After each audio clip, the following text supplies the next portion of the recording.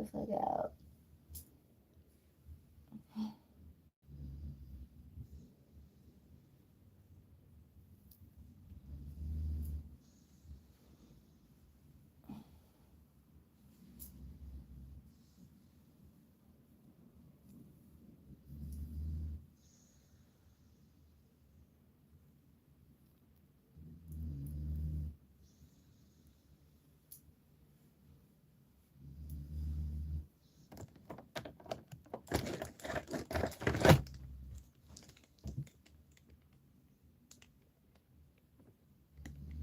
I need to go back outside and lock my steering wheel. I might take you guys with me.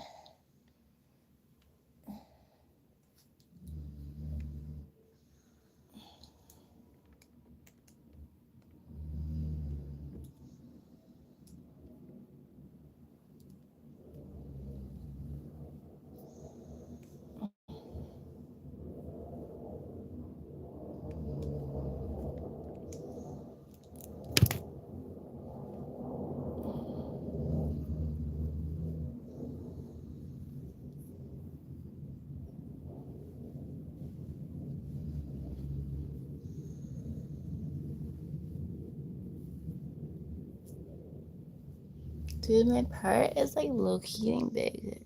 Maybe it's just sideways. I don't know. Or he could have pulled out hair. More fighting.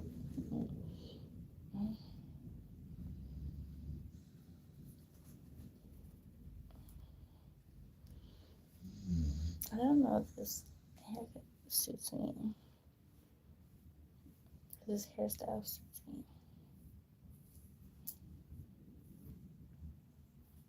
Maybe if you curl it. If I get it wet, it'll curl by itself. Maybe too.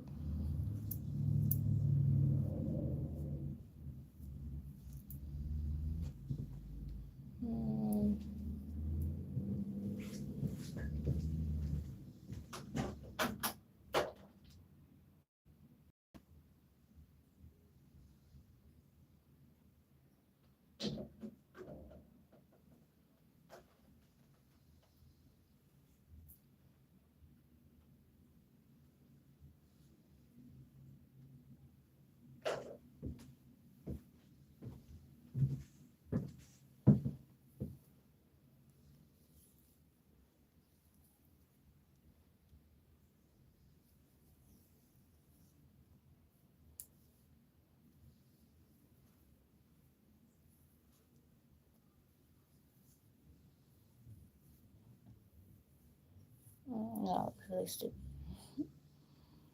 But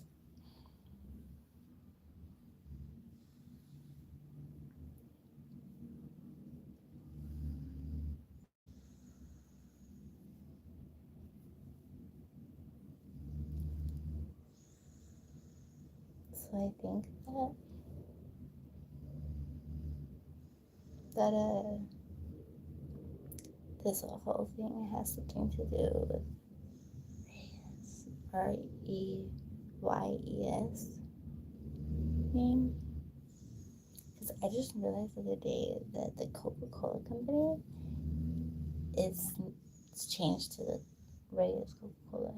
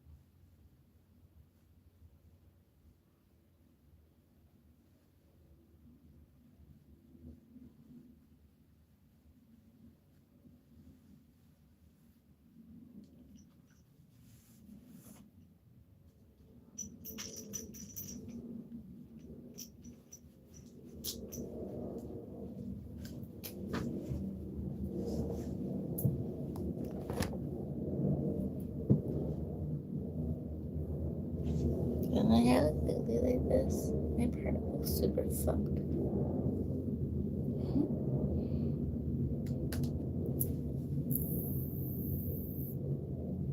Maybe it's some darker color eyeshadow.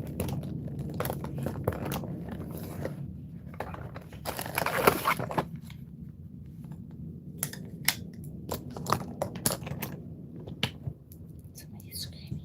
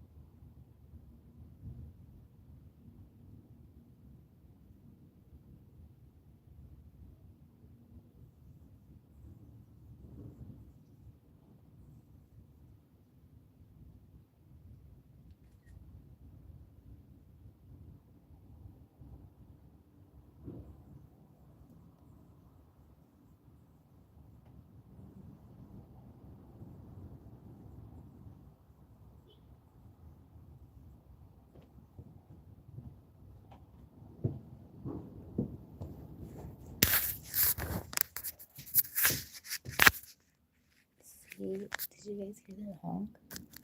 Like, usually we honk from these fucking nice show. So, go there, put the lock on.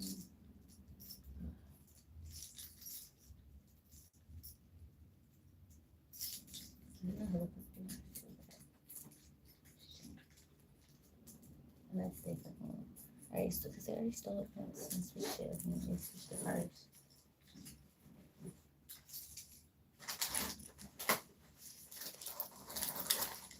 Chestnut, not checkers. The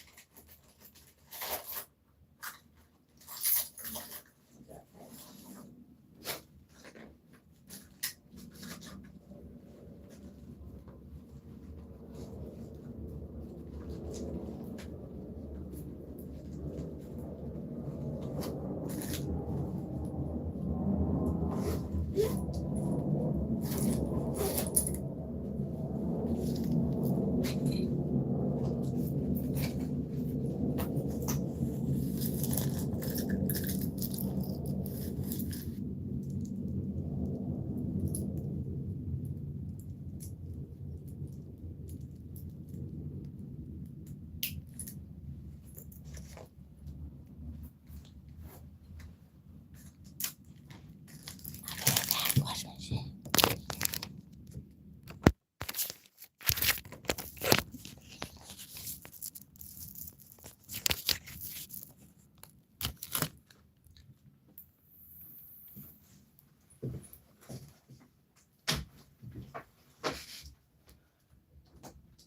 Udah dapat kan? Apa?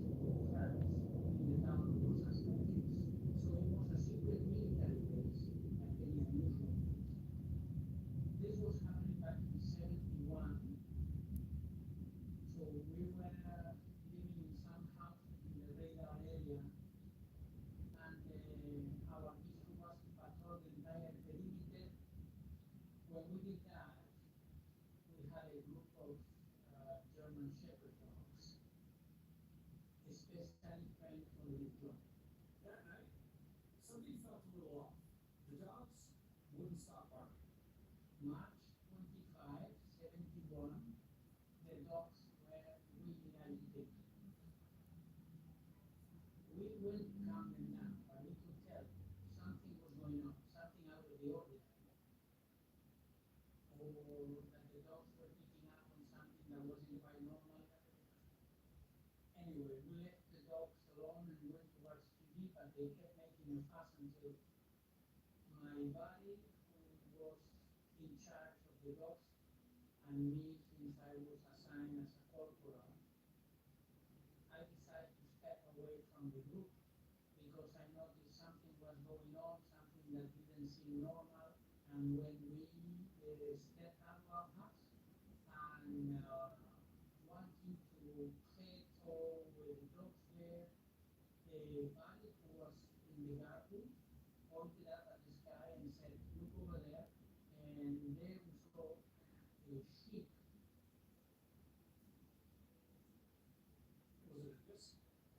This craft was a classic one, or like two plates, one on top of the other, very classic, and it gave off a golden yellow glow, bright, really bright, letting us see the whole structure because the light didn't blind us. Folks, just a quick announcement. The Majestic 12 clearance sale is now live. You can now save up to 50% on our Majestic 12 merch line, which includes all of our t-shirts, both for men and women, our sweaters, our journals. This sale only lasts until Wednesday, so check it out, area52.shop. 6 men stood together staring up at this oval-shaped light as it drifted left to right across the horizon. Then, in an instant, shot toward the sea and disappeared. It was right above the microwave huts, the ones that used to hold all the radar antennas, at a very close distance. Because to our eyes it looked about 10 to 12 inches across. I mean, it was really close. After watching it for length of time, we could never really figure out maybe about a minute and a half later, the craft skidded up into the sky at an incredibly high speed. Did you see the craft shift before it took off? It's a strange question. As it was heading out, it was slightly diagonal and right, and it started off slowly at first, but for just a second or two, and then it shot up toward the sky really fast.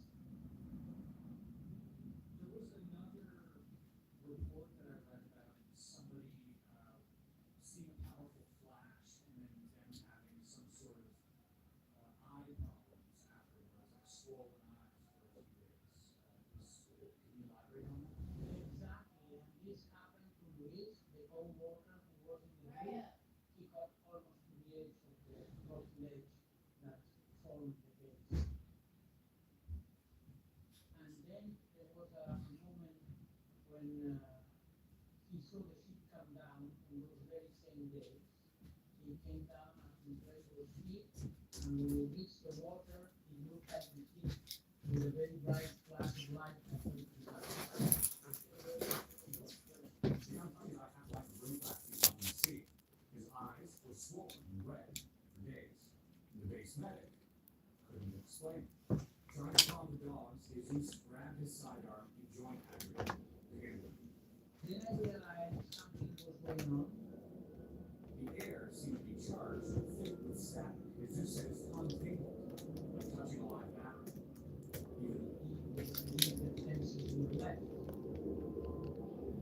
We heard a sound like very heavy footsteps coming toward us.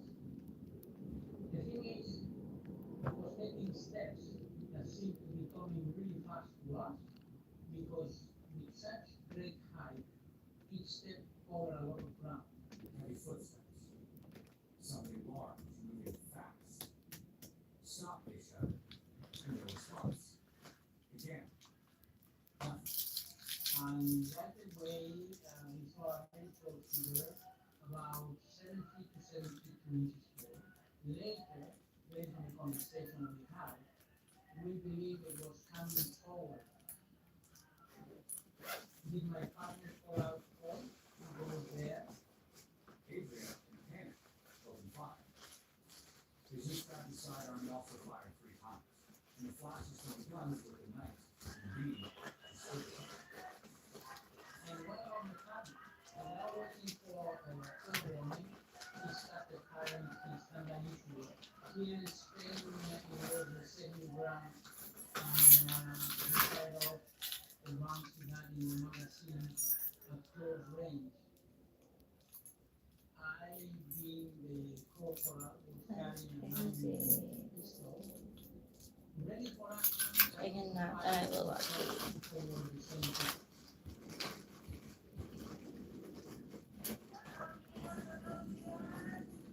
Buenos días, buenos días.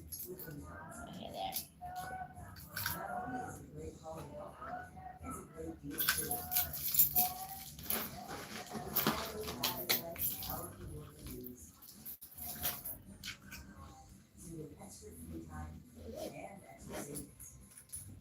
Which means this holiday season, you can be as extra as you like. the sailor over 2 meters tall, thin, pale, long hair falling past its shoulders, wearing a belt around its waist with an inverted triangle emblem at the center.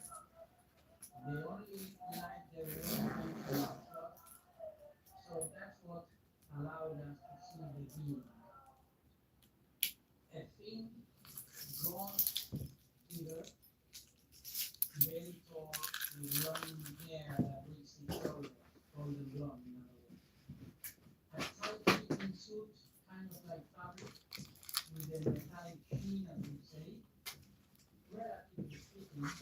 What stood out the most was that in the belt there was a buckle with a special symbol. This symbol is illustrated here. It gleamed in the light of our shot, though we've always wondered whether it was just reflecting that light or if it truly had a glow of its own. But everybody in one of the left like a turtle, with a carving over the design or emblems on his body that we can make out. And we couldn't see the face either, but we did see again at the sound of the shot, that figure stopped. And for a while, we looked at like something strange, almost as if time stopped. At the end of that very moment, the figure turned around and went back the way it had come. Okay, up when you close. Walked away, and they heard the metallic crash of the fence. We stopped, but after just a short while, we heard a bang against the perimeter fence because they were those metal fences with cross patterns. They moved there, the kind of fences that shift, and we could hear the fence. Someone or something was bumping into the fence, and the fence was making noise. After that, we didn't hear anything else. I grabbed the dog and told him to move forward. Along the fence, it started heading to the left. There was a moment when it stopped. Then, by the light of our flashlights, we saw that the fence was missing in a section about 16 to 20 inches wide. At daylight, they found a massive section of the inner fence missing, disintegrated. The outer fence, right beside it, perfectly intact. No tracks, no sign of what broke through. Until now that the next day, once it was light out, we went to check out the fence, and the fence, these 50 centimeters were missing, they had just vanished. The fence had the edges that were badly scorched, but there wasn't any trace of the fence we had to stitch up the whole fence with wire to close it. That's the end of the incident. From this point on, the base commanders step in because when they hear gunshots, they head up to the radar. Let's see what happened. And when they show up, they start saying maybe we were drunk and fired off shots in a moment of madness, or that they're gonna give us a serious talking to, and that's what they did. They each wrote a separate report to explain what had happened.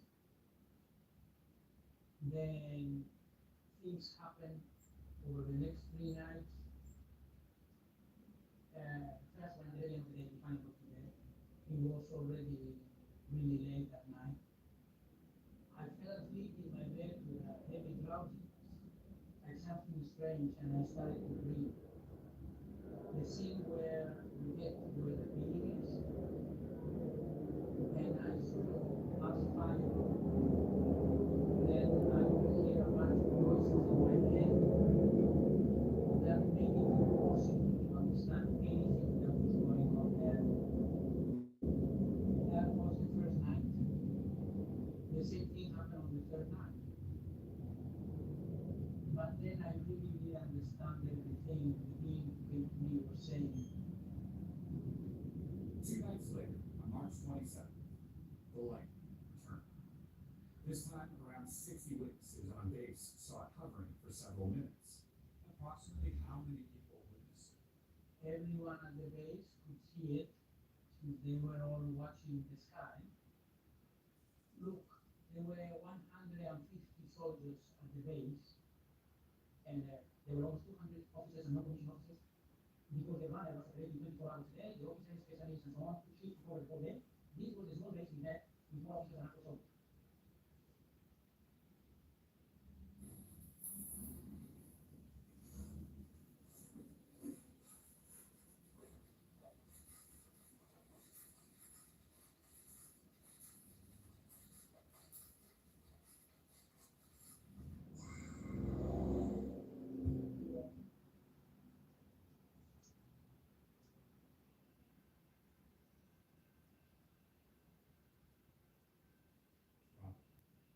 Jesus said our reputation had been saved, but still, no radar record and nothing official.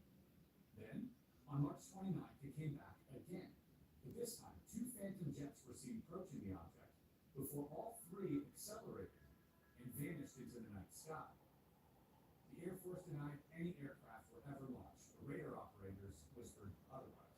I guess your bosses were probably wondering, you know, you guys were drunk, you were out there finding a reason to shoot guns, and that was the best thing to do, but then they had this mass sighting, which then triggered an investigation. If I'm not mistaken, American soldiers as well were involved, but maybe I'm mistaken there. But they came and took pictures and interviewed personnel afterwards, correct? So now our officers are a lieutenant colonel and a commander. They interviewed the 3 of us and had us repeat the story and write a separate report for each of us. There we wrote down everything I've been telling you up to now. 2 American servicemen showed up, one black and the other white, along with an officer from the Spanish Air Force who spoke excellent English. They came to the base to look into this and ask us some questions. They questioned the soldiers one by one, separately, told them to forget what they saw, and then photographed each man outside against a light bulb using a powerful flash, even in daylight. No explanation, no report. Yeah, and they were really bright flashes that gave off kind of violet color, and they left us blank. And they told us to forget all about this. You can't talk to anyone about any of this. Forget it. And honestly, we forgot about it. The veteran ufologist Antonio Rivera later confirmed parts of this story, writing that American technicians were actually seen inspecting the cliffs near the bay, same cliffs where the UFO had been observed descending into the sea.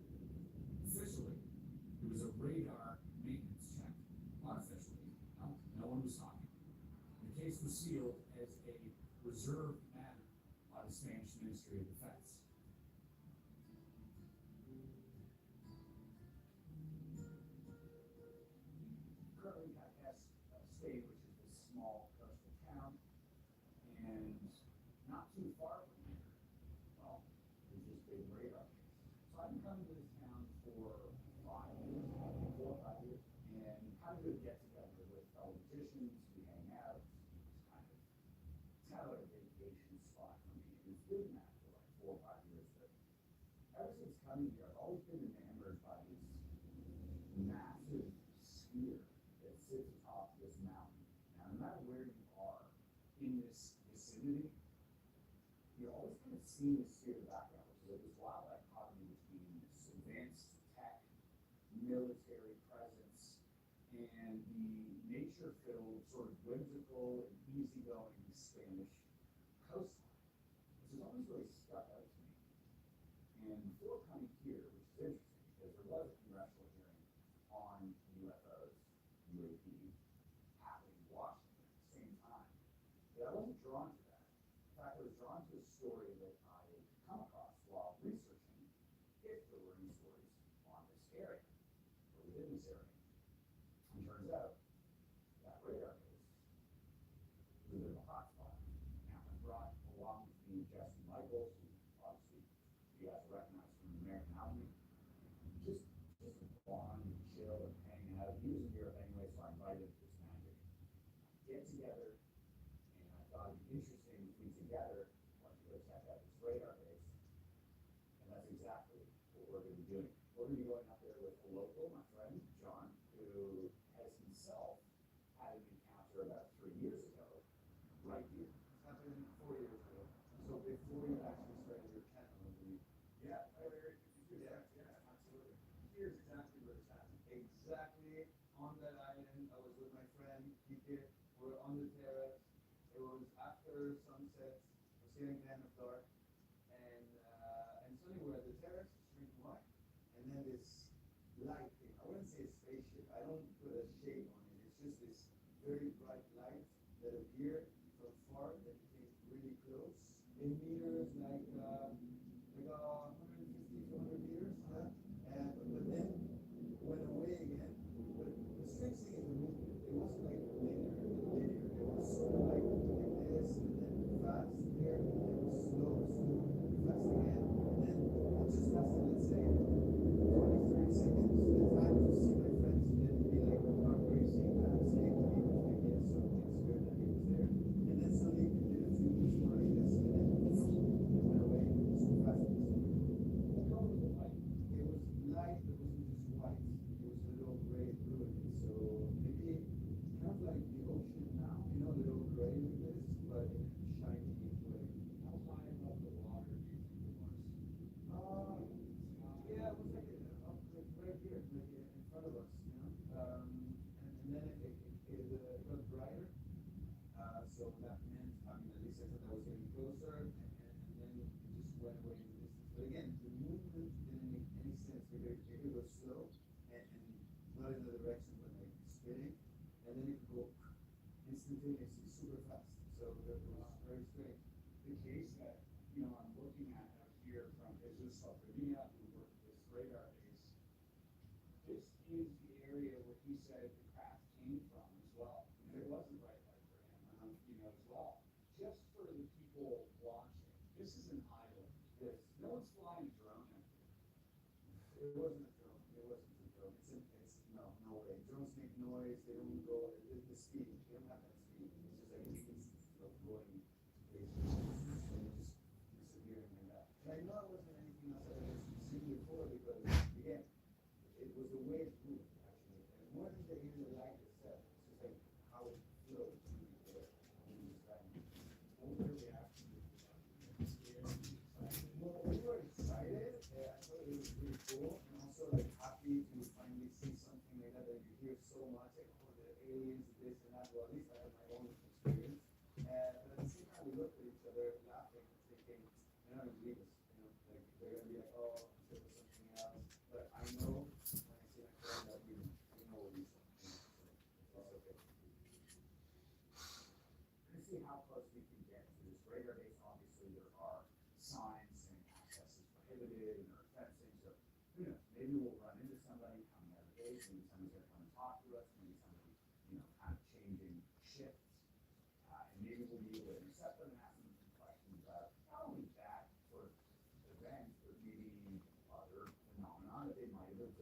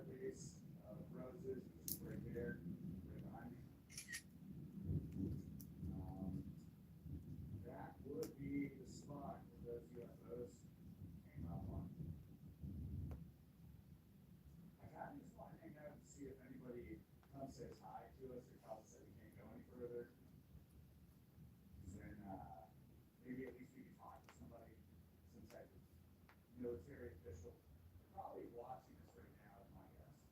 What's the feeling you get being here? You know, excited. I look at the sign, but like I don't see anybody here, and I think we should keep going. You should keep going? I do. Do you think we're being looked at right now? No. You got a car that just drove down the hill and parked itself on top of there. Put it on the way down. I mean, that road leads to right where you're at.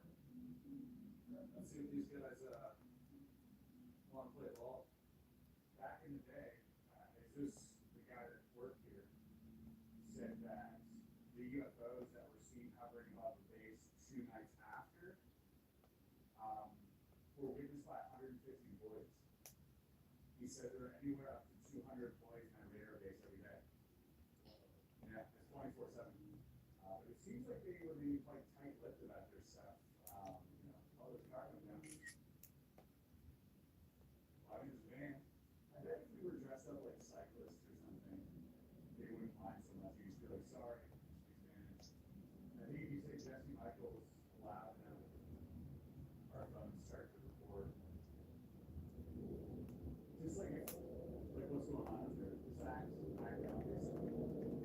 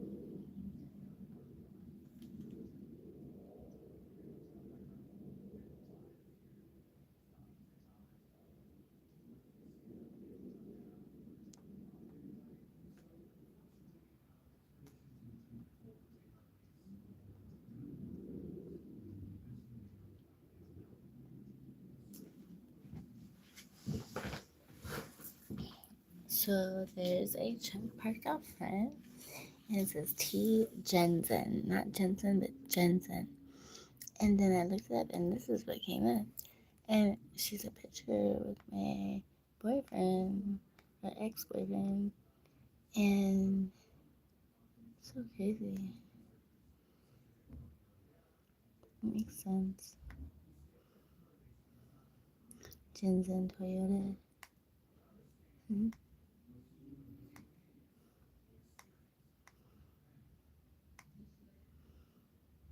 Thomas Jensen.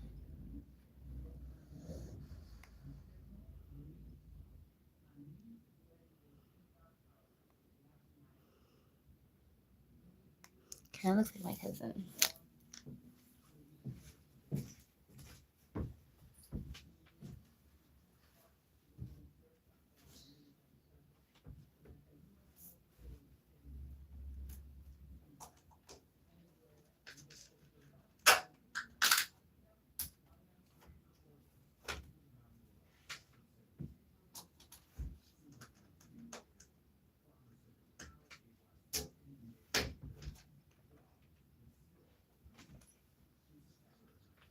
I put her shit in the window to fucking try to block it. Stop.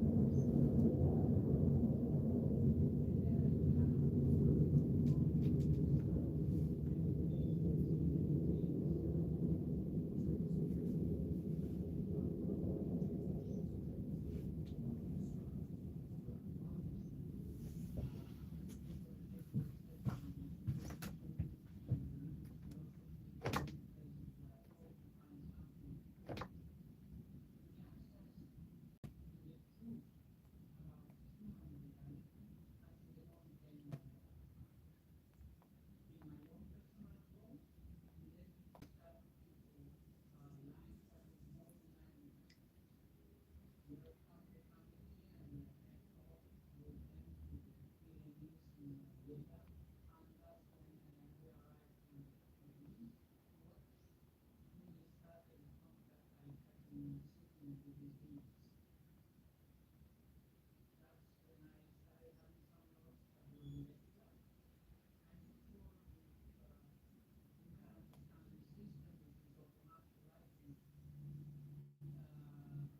when your hand moves and write myself. I started getting in touch with these beings and having conversations with them. And I started to have sightings arranged for a specific place, date, and time. When I started that we could see it in the sky, sometimes farther away and sometimes closer. It was proof that the contact was real, not just our imagination. There was a craft that came down to where we were with us and gave us a big flash of light. The man that left us a little shaken. According to Idris around a decade after 1971 happened, in an entity called Shari. I'd like to move on to what happened afterwards with his contact experiences. Okay, let me explain something because the weeks since then, I'm extremely dissociated now, and I don't care what people think anymore. But I can understand that all these souls into the realm of the fantastic and paranormal. So I'm basically inviting everyone to believe whatever they want and believe whatever they want. I'm just sharing my belief. They can say whatever they want, whether they believe me or think I'm crazy. I don't care at this point. Not me. This doesn't bother me anymore.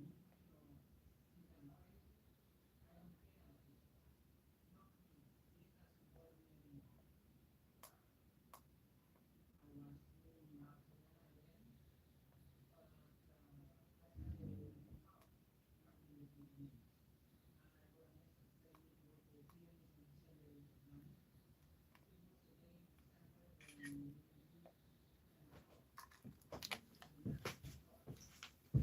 I stepped out onto the fields at the back of my house, and I saw something like a sphere, about 10 feet or more in size, golden in color.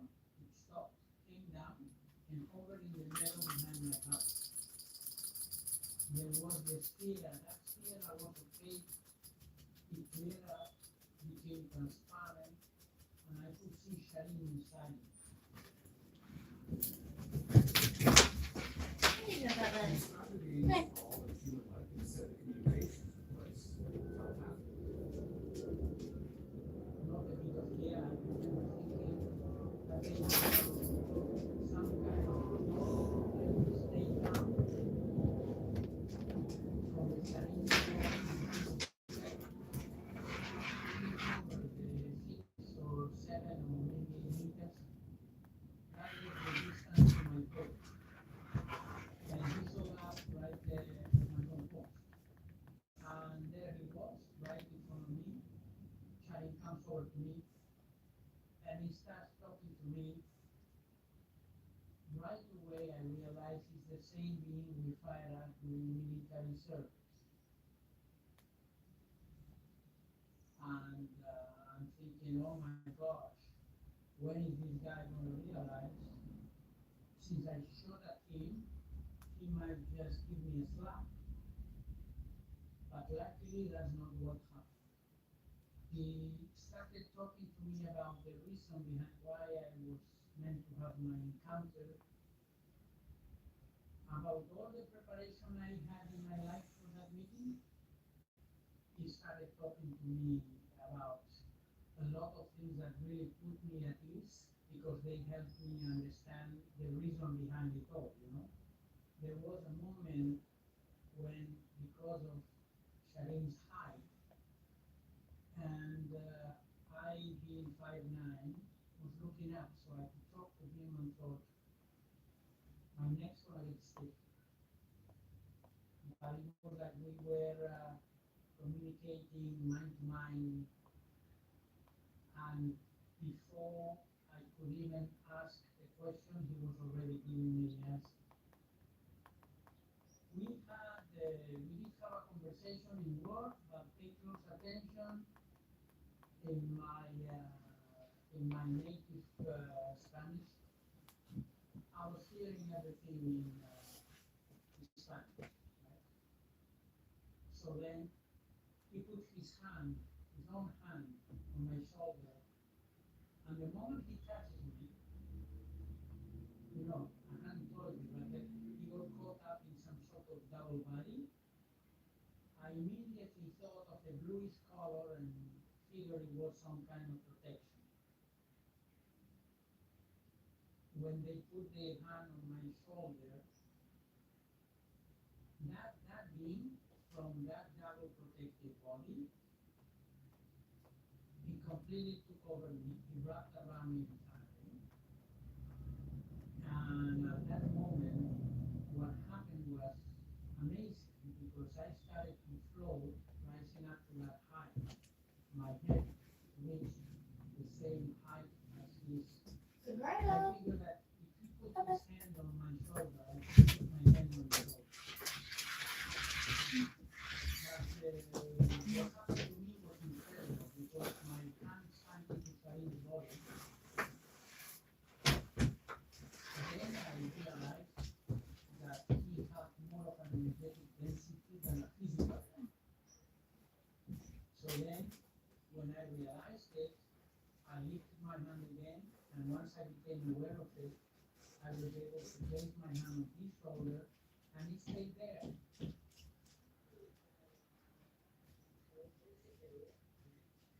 From this point on, we have a pretty long conversation. It lasted almost an hour, during which I asked questions in my mind and got immediate answers. Our conversation was more personal, and I've never shared the exact details of it, only the general topics. Is this claim that Sharim conveyed ideas about human progress or brotherhood, an emphasis on moral development and cooperation among intelligent civilizations? These later experiences were peaceful and introspective, very different from the confrontation at Ada 4. When Sharim says to me, "Come with me, because we need to go on a little trip," he took me into his sphere of light, had a kind of dim in terms of the light he was giving off. You couldn't see it from anyone passing by. And the two of us stepped into the sphere of light.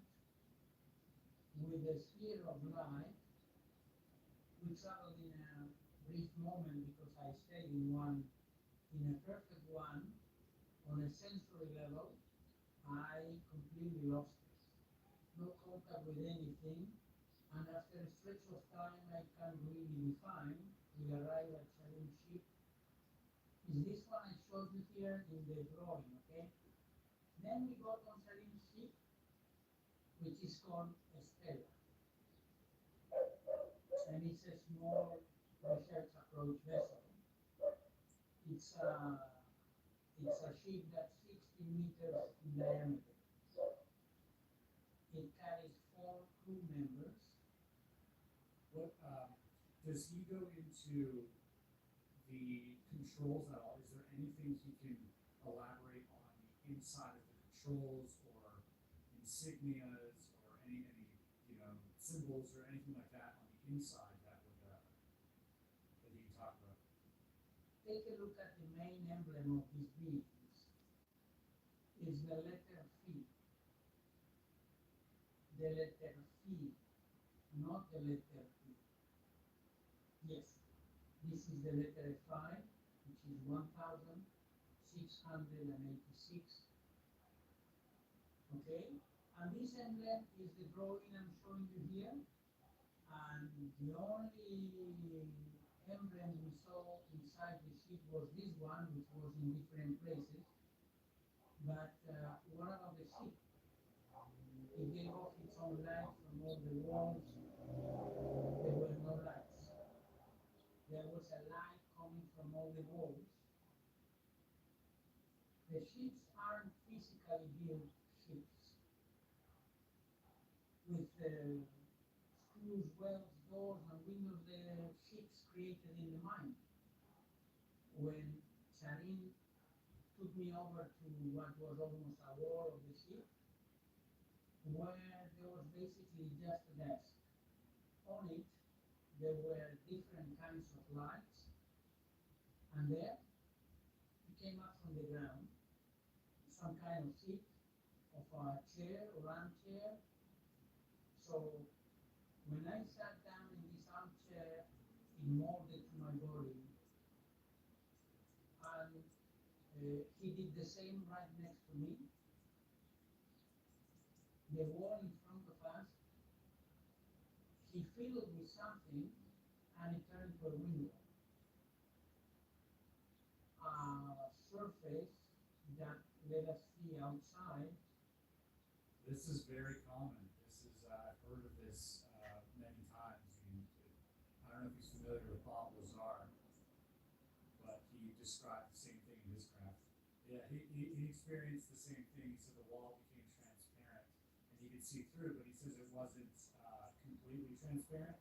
It was like a little foggy.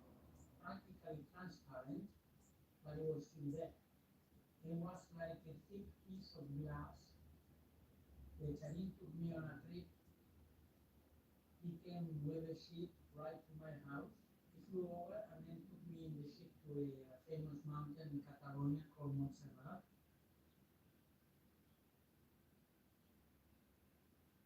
Just real quick, can he elaborate on Charin's facial features a little bit more? Here's the picture of Charin. Blue eyes, slightly slanted upward. Blue eyes, golden hair, in other words, blonde.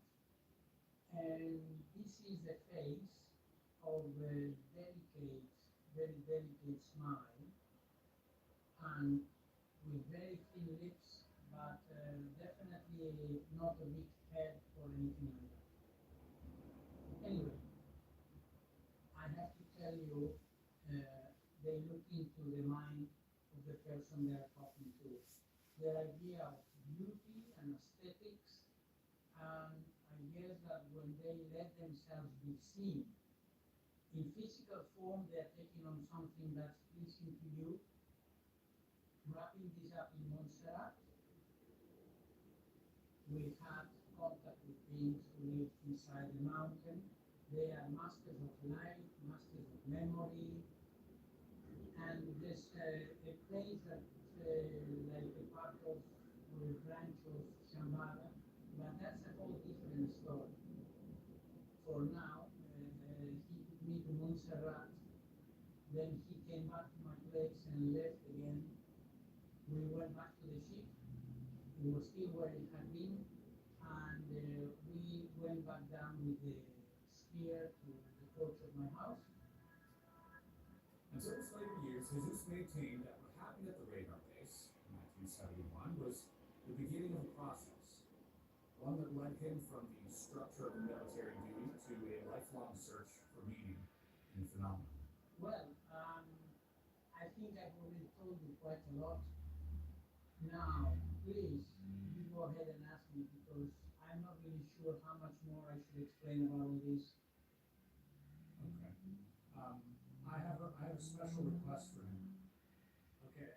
I do lots of meditation, and I'm taking a small group to meditate right by the ocean. We're right on the sea, and it's a shot in the dark. But if you could put a word in, and maybe hopefully have something show up. No, this doesn't work like ordering off a menu at a restaurant. And so I never ask them any questions. I get a lot of them, as you can imagine, and I can only tell you personally that I think you're going to experience something very special in that meditation. But when you start the meditation, you need to make a mental projection of your intention. there are lots of sightings all around the Cadaqués and Roses area, and they are somewhat connected to that mountain. Cadaqués there's a underground space in Rusas Bay. So while we didn't get much from our trip to Leyva Base, Jesse and I, over the course of the next few nights, got on top of the roof of a house we were staying at and decided to meditate for several hours. Well, here's what we saw.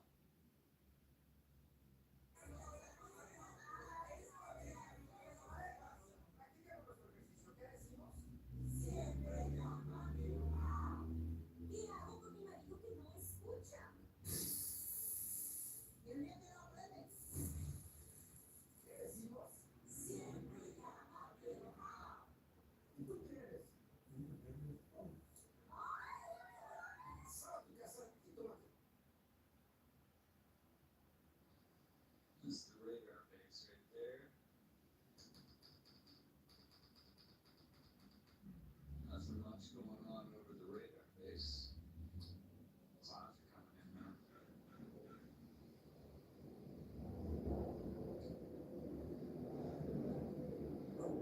Is there a shooting stars that go by?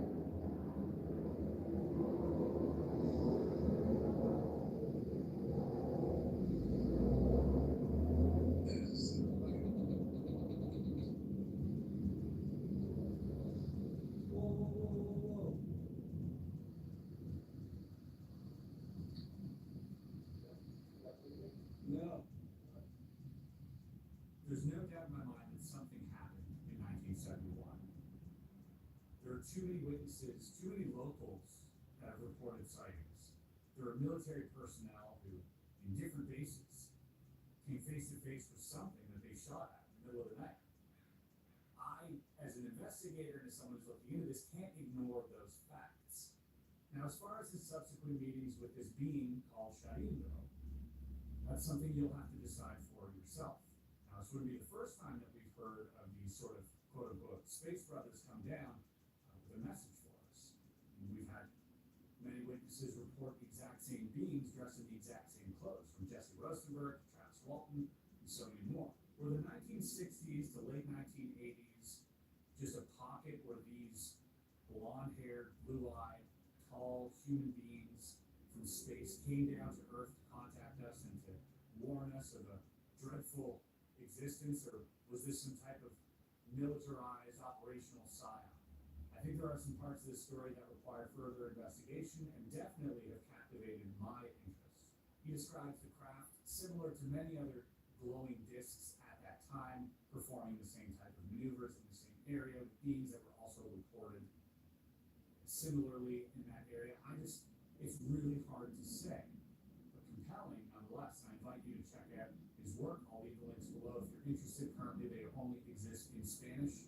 I want to take a second to thank you guys for watching. Also, thank you to Hara, who is an operative over at Area 52, who helped me translate my conversation with Jesus in real time. Thank you so much. That was a great help. Also, thank you to our Area 52 investigators. Lastly, thank you to Jesus Rafaelia for opening up and sharing your story with us on this channel. It is truly appreciated, and I wish you nothing but the best. You should know that the reason I agree with this interview with you is because it became clear to me that there's a connection, a deep bond from the past with you. And so I found myself able to share things with you that I probably wouldn't tell many other people. Have a good one. Peace and love.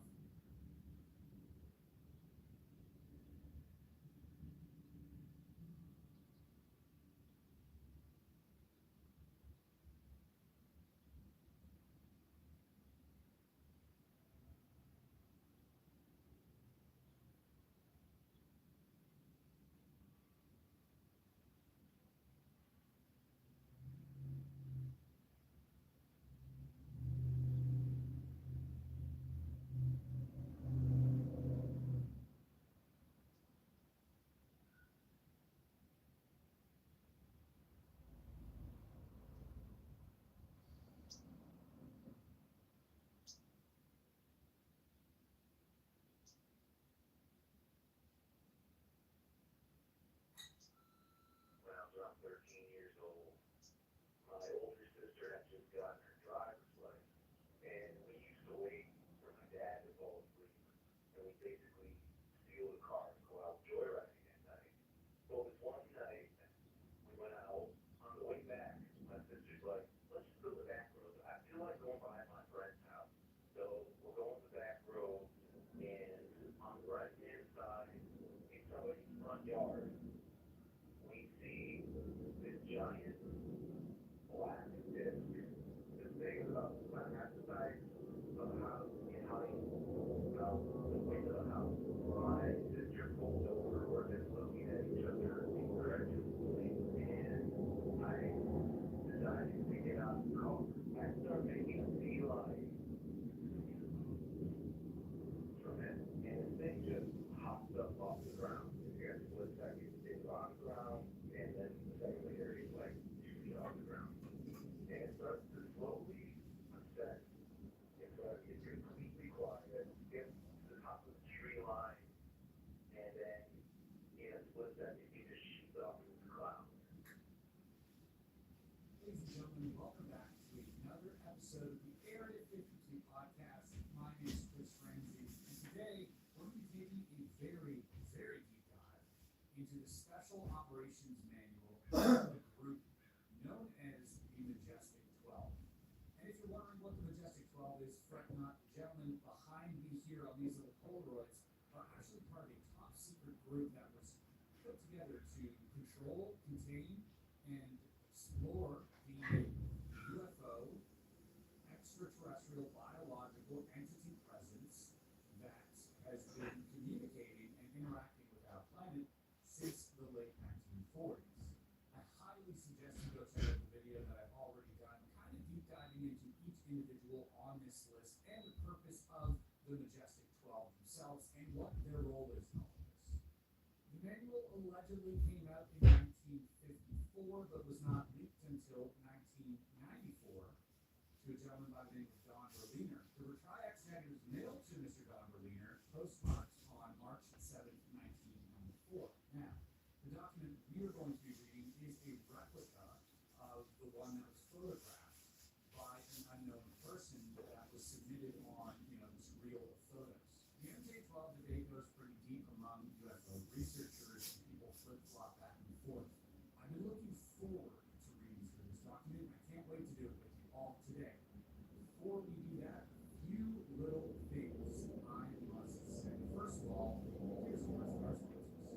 Area 52, we run things a little different. We investigate the unknown, chase down leads most won't touch. And when it comes to launching our own products, like our brand new MJ-12 collection, we don't do it alone. We use Shopify, our official platform for all things Area 52. Think of it as a command center for any operation, selling, shipping, marketing, even launching collections inspired by government secrets. It's fast, powerful, works across every channel: YouTube, Instagram, Google, you name it. The real game changer? Shopify Sidekick.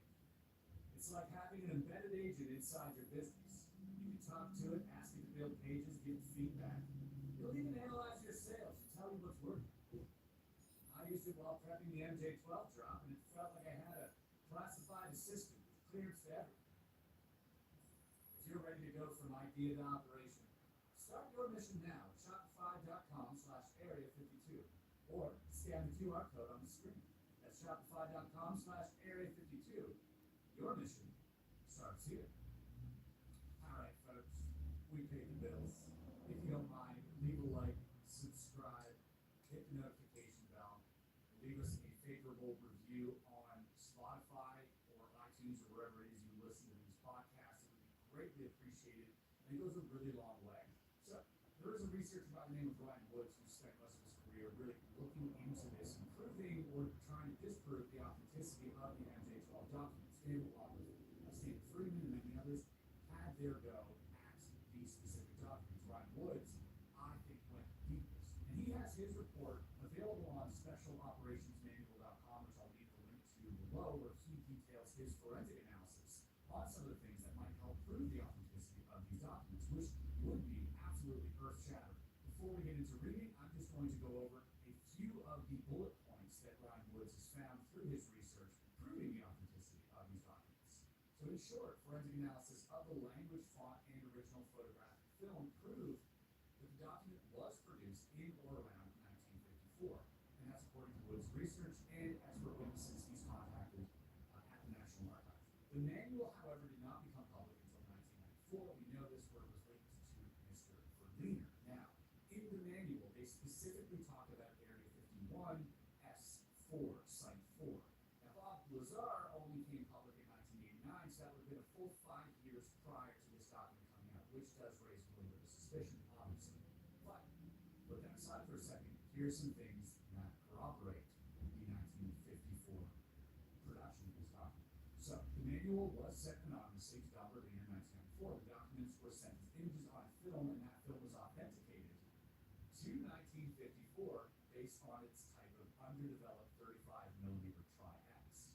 Number two, the detailed packaging procedures for the recovered EVPs and craft specifically mention craft tape, not duct tape, which is accurate to 1954 shipping methods. Okay? The packaging procedures spell out screwdriver as 2 words, which was customary in 1954, but not today. Okay? Similarly, first aid was capitalized in 1954, but the U.S. Custom changed to lowercase first aid in the late 1950s. Similarly, again, the control sentence on one of the pages specifies N.X for New Mexico, the modern abbreviation. And number 3, the only typo in the document is decimals, spelled with 2 C's, not 2 S's, suggesting the document underwent thorough manual editing, but not computer-based editing, since a spell checker would have caught the mistake automatically. Next up, the letter Z. The letter Z is raised from the other text, indicating the printed document came from a hot lead printing press appropriate to 1954, and not a more modern monotype press, which does not have the same problem with a raised Z. The Z button was not used frequently as the other letters, and unfrequently used letters like the Z got crud on the brass parts of the press, leading to the letter being raised above the others. Very interesting. So the raised Z matches other Army manuals at the time. Okay. If you want to read more detailed, obviously more granular research that Mr. Ryan Woods has put together, head over to that website if you're still feeling a little bit skeptical.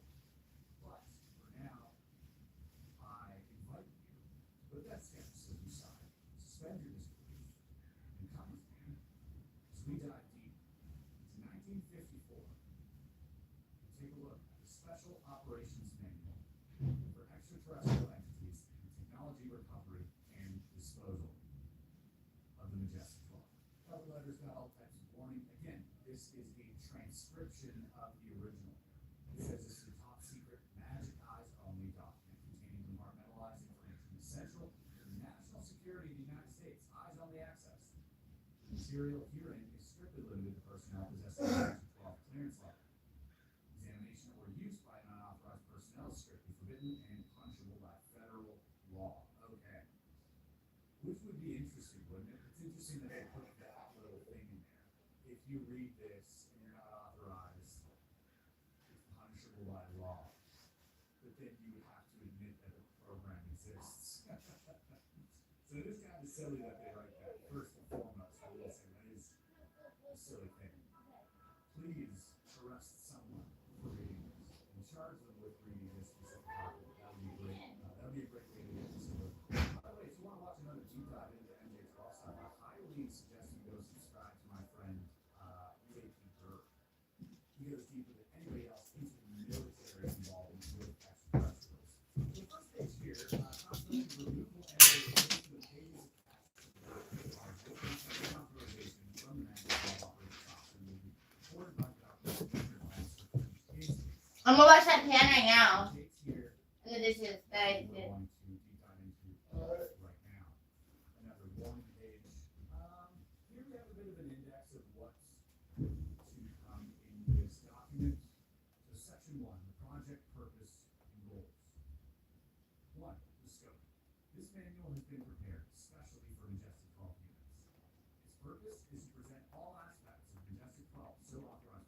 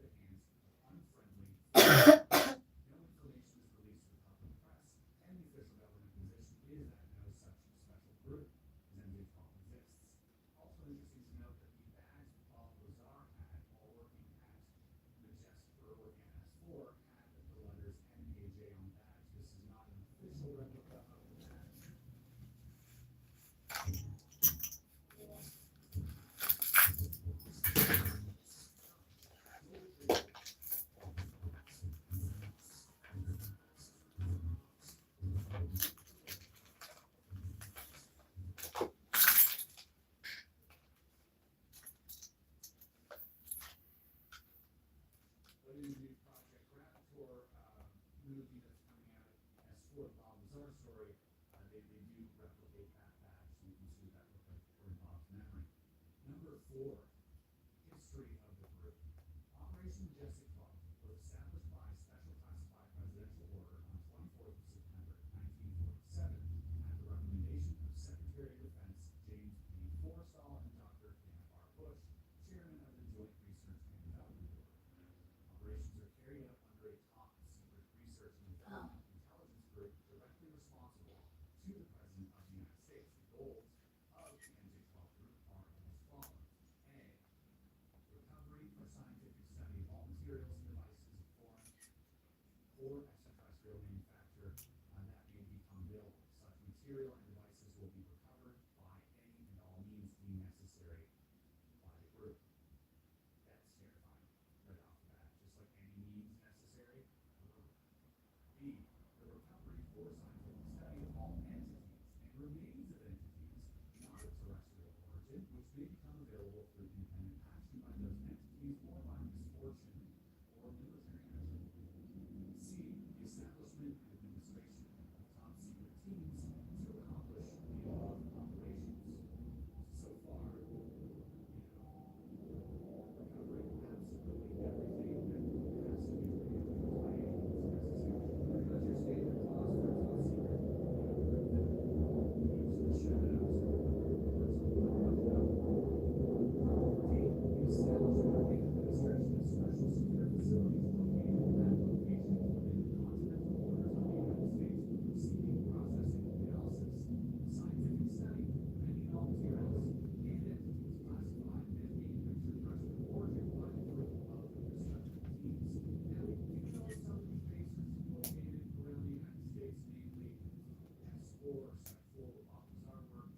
We also hear about Dulce in New Mexico, the famous, Phil Schneider sort of underground firefight that happened with the Canadians, and probably, possibly, many other places in the United States that have underground military facilities harboring, deconstructing, reverse engineering, and working on a lot of these projects. E. Establishment and administration of covert operations to be carried out in concert with Central Intelligence to effect the recovery for the United States extraterrestrial technology and entities which may go down inside the territory of or fall into possession of foreign powers. The establishment and administration of top secret secret operations. For instance, it's as far as the current situation is concerned, that there are communications of these objects and their minerals taken by critical security of the United States, despite the uncertainty as to their ultimate motives. Certainly, the technology possessed by these far surpasses anything known to modern science, yet their presence here seems to be benign, and they seem to be avoiding contact with us for the present. Several of the entities have been recovered along with a substantial amount of wreckage and devices from the down ground, all of which are now under study at various locations. No attempt has been made by extraterrestrial entities either to contact authorities or to recover their data or down track, even though one of the crashes was the result of a direct military action. The greatest threat at this time arises from the acquisition and technology by foreign powers unfriendly to the United States. It's for this reason that the recovery and study of this type of material by the United States has been given such a high priority. Now, I completely understand that.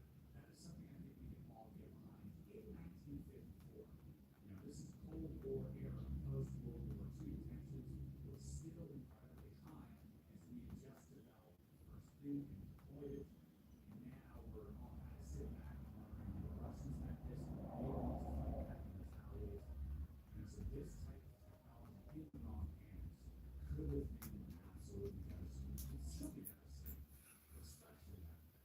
It's so crazy to just let your mind sit in 1954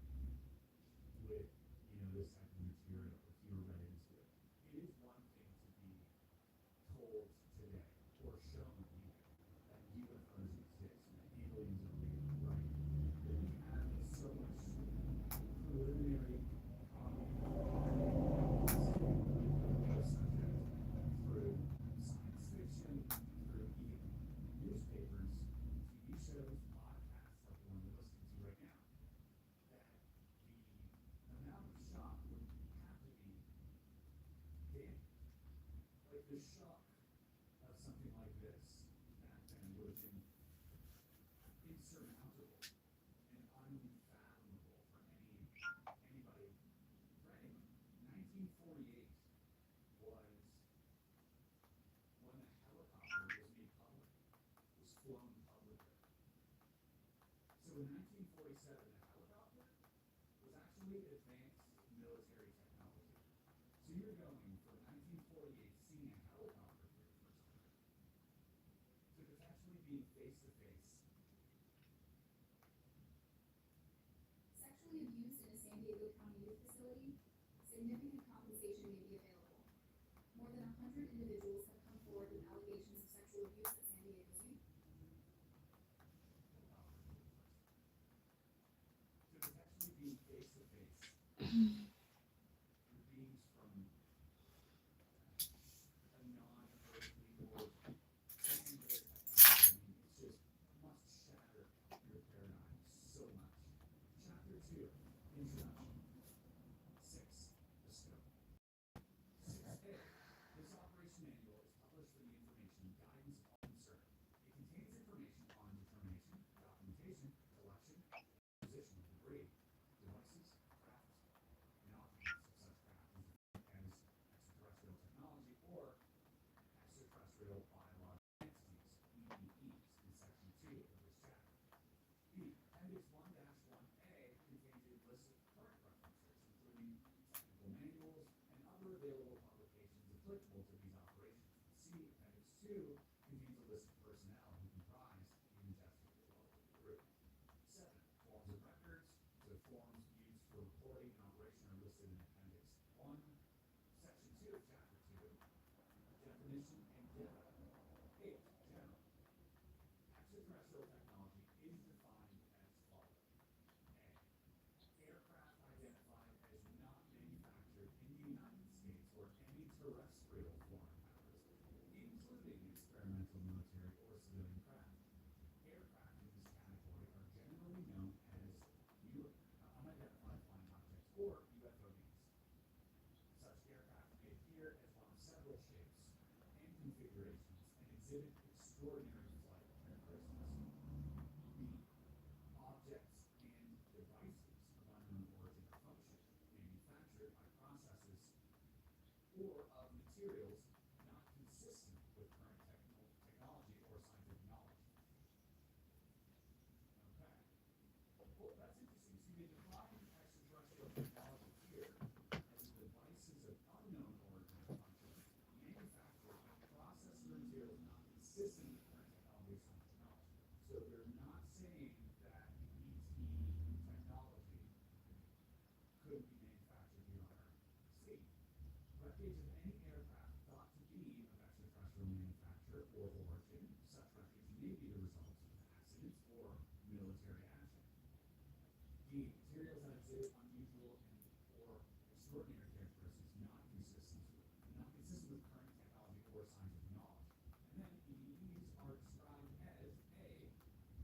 Creatures, humanoids or otherwise, whose evolutionary process responsible for their development are demonstrably different from those postulated or observed in Homo sapiens. Alright, next we're going to go into the description of craft and then the description of the aliens. 9. Description of craft. Documented extraterrestrial craft, UFOs, are classified in one of 4 categories based on general shape as follows. Now this is interesting. You got Skywatcher, the whole team, coming up with 9 classifications for UFOs, which, by the way, not one of them is a disc. We've seen flying saucers and discs since the late 1940s, and yet one of the 9 classifications of UFOs that they have, none of them are discs. So, A. Elliptical or disc shape. This type of craft is of metallic construction and dull aluminum and polymer. They have the appearance of 2 pot pans or salad dishes pressed together and may have a raised dome on the top or bottom. No seams or joints are visible on the surface, giving the impression of one-piece construction. Discs are estimated from 50 to 300 feet in diameter, and thickness is approximately 50% of the diameter, not including the dome, which is 30% of the disc diameter and is about 4 to 6 feet above the main body of the disc. Really interesting here that we're talking about a potential 300-foot disc. Now, 1954, what makes them think, other than having direct eyewitness, that one of these craft would be 300 feet? Yeah, does that mean they've recovered a 300-foot craft? Now, I believe a few years ago, Ross Coulthard had alluded to some type of giant UFO that was way too big for them to move, so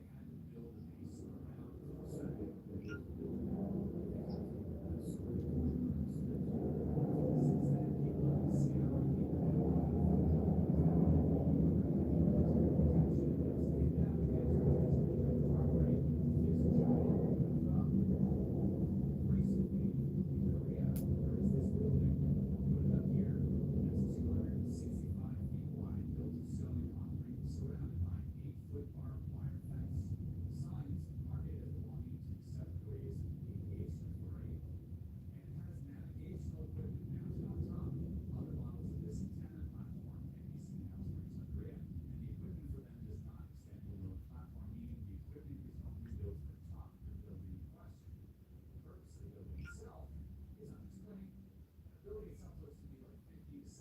So very, very interesting that this is a round building. Yeah.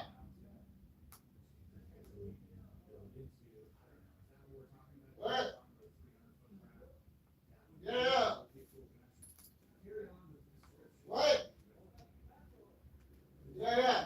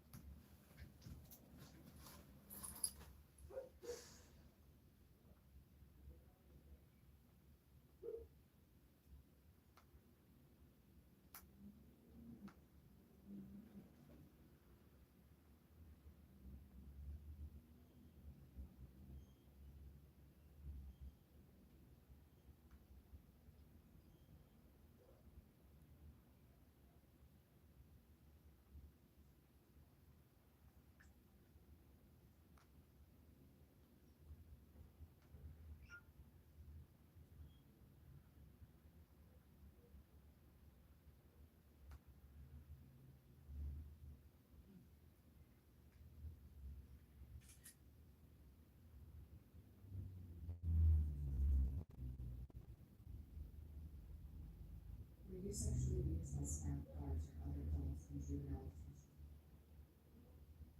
Up to 500 units.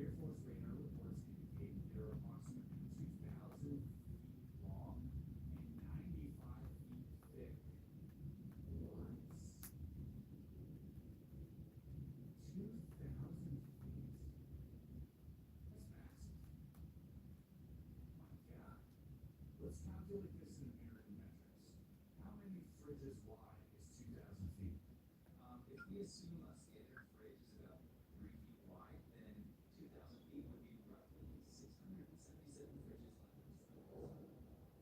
677 fridges long, folks. That is incredible. That is incredible. And apparently they do not operate in the warehouse. Very little information is available on the performance of this craft. Radar reports navigating speeds in excess of 7,000 miles an hour. We not here engage in wildly erratic maneuvers associated with smaller types. Violent. I assume they're only being violent if we're attacking them first. I don't know. See, ovoid or circular shape. Works, if you will. This type of craft is described as being shaped like an ice cream cone. Be rounded at the large end and tapered between near points on the other end. Okay, wait, so this is like a teardrop shape. This is what actually John Ramirez on Lay's podcast kind of described too. Very interesting. Egg-shaped, if you will. They're approximately 30 to 40 feet long, and the thick end diameter is approximately 20% of the length. There is an extremely bright light at the pointed end. This craft usually travels point down. It can appear to be any shape from round to cylindrical, depending upon the angle of observation. Often sightings of this type of craft are elliptical craft, seen at an inclined angle or edge-on.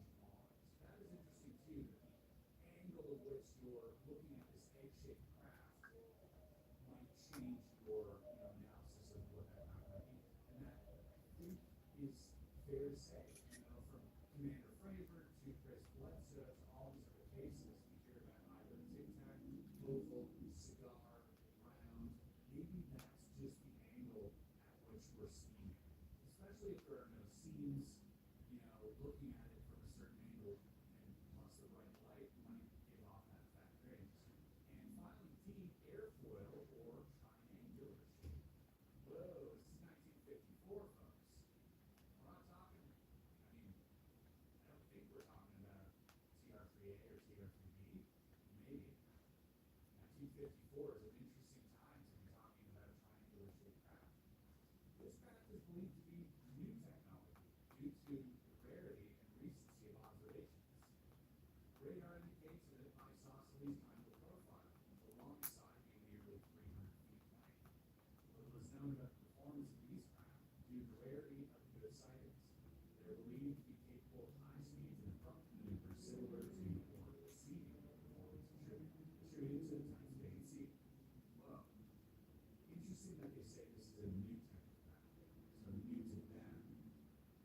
Or perhaps it's their own craft and they're kind of inserting it into here to, help the propagation of some type of blue beam project, who knows. 10. Description of extraterrestrial biological entities. Here we go, folks. We're talking about evidence. Examinations of remains recovered from wreckage of UFOs indicate that EVEs may be classified into two distinct categories as follows. EVE Type 1. These entities are humanoid and might be mistaken for human beings of the Oriental race if seen from a distance. They are bipedal, 5 to 5 foot 4 inches in height, and weigh 80 to 100 pounds. And there's little fellas. There's little fellas. Really. Proportionally, they are similar to humans, although the cranium is somewhat larger and more rounded. The skin is a pale, chalky yellow in color, thick and slightly pebbled in appearance. The eyes are small, wide set, almond shaped, with brownish black irises, with very large pupils. The whites of the eyes are not like that of humans, but have a pale gray iris. The ears are small and set low on the stone. The nose is thin and long, and the mouth is wider than humans, and nearly lipless. There is no apparent facial hair, very little body hair, that being very fine and confined to the underarm and groin area. The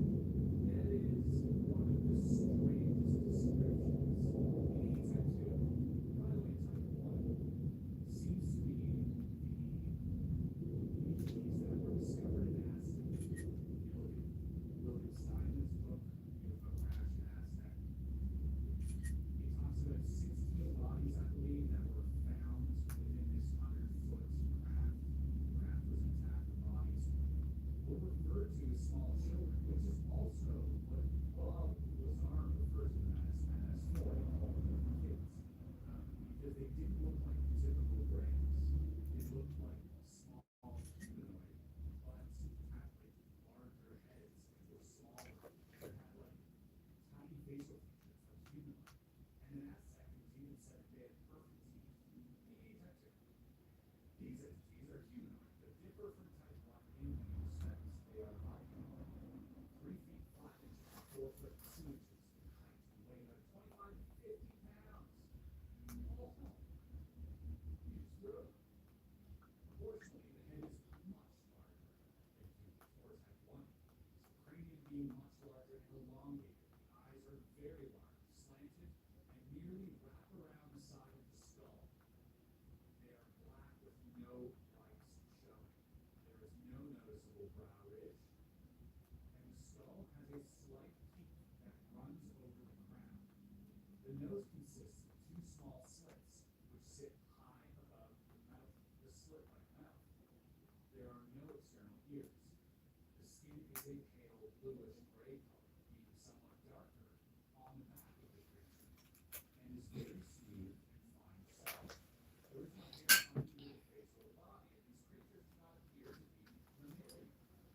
The arms are long in proportion to the legs, and the hands have 3 long, tapering fingers, and a thumb which is nearly as long as the fingers.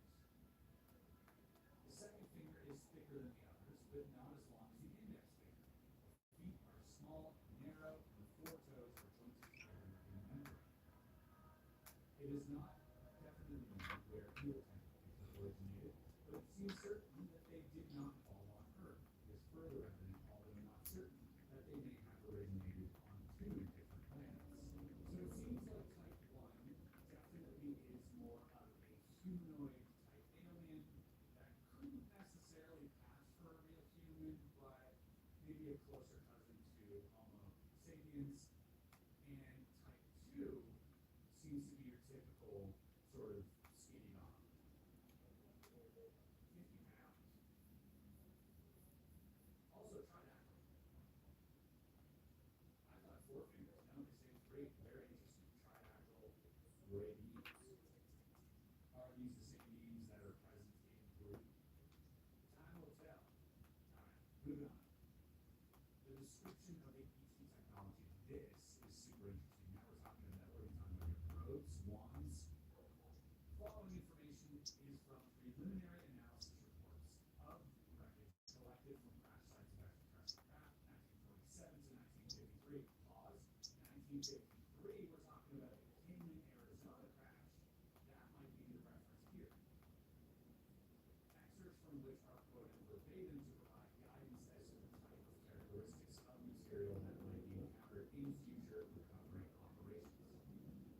Okay, initial analysis of debris from the crash site seems to indicate that the debris is that of extraterrestrial craft, which exploded from within and came into contact with the ground, exclusively described. Volume of matter in the case of the crash was approximately the size of a medium aircraft, although the weight of the debris indicates the craft was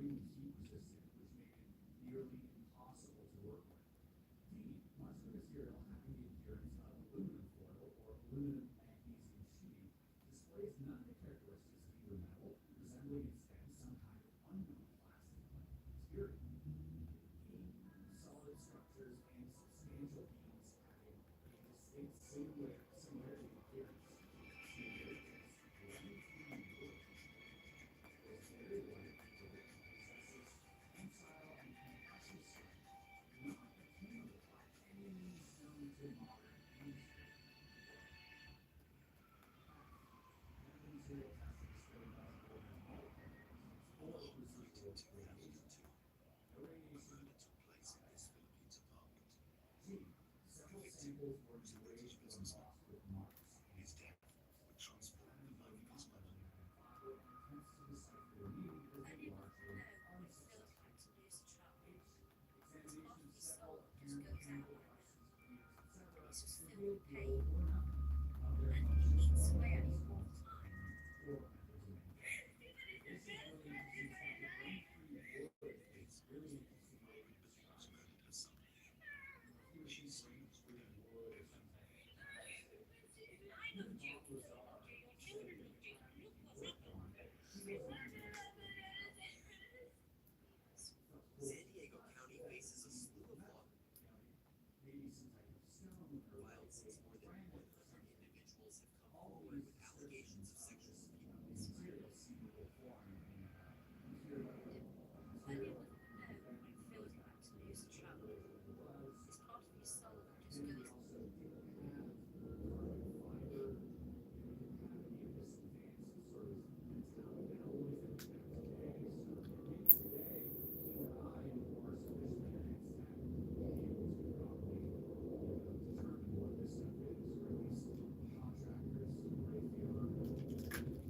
above probably already know this.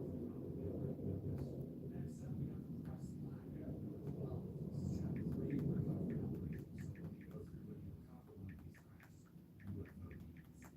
Great care must be taken to preserve the security of any location where extraterrestrial technology might be retrievable for scientific study. Extreme measures must be taken to protect and preserve the material or craft from discovery, examination, or removal by civilian agencies or individuals of the general public. It is therefore recommended that a total press blackout be initiated whenever possible. If this course of action should not prove feasible, the following cover stories are suggested for release to the press. The officer in charge will act quickly to select the cover story that best fits the situation. Should you remember in selecting a cover story, an official policy regarding UFOs is that they do not exist.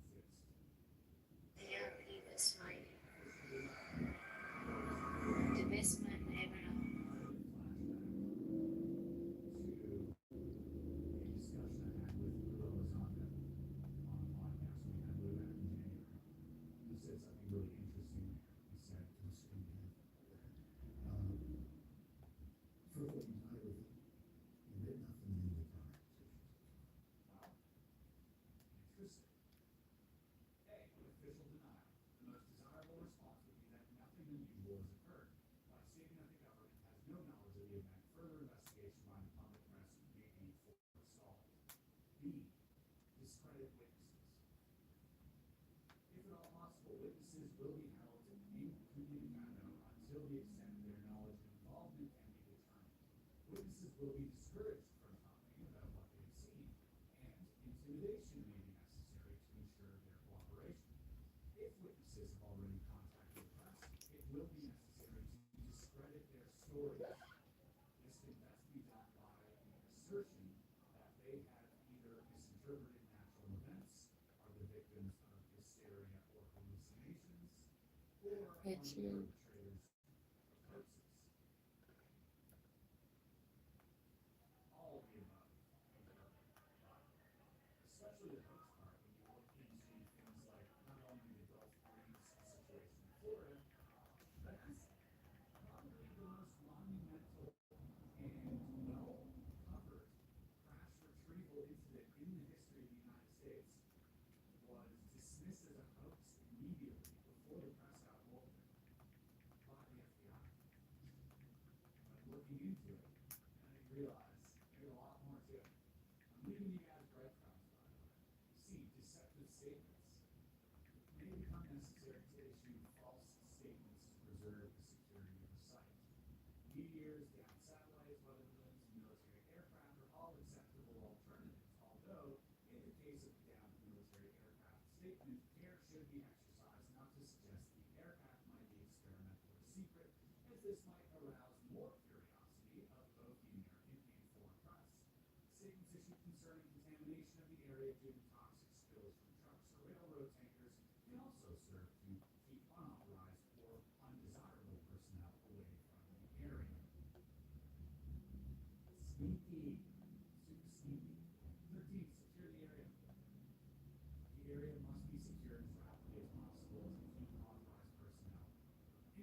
the site. The officer in charge will set up a perimeter and establish a command post inside the perimeter. Personnel allowed on site will be kept to the absolute minimum necessary to prepare the craft or debris for transport and will assist the military and security forces. Local authorities may be pressed into service on traffic and crowd control. Under no circumstances will local official or law enforcement personnel be allowed inside the perimeter, and all necessary precautions should be taken to ensure that they do not interfere with the operation.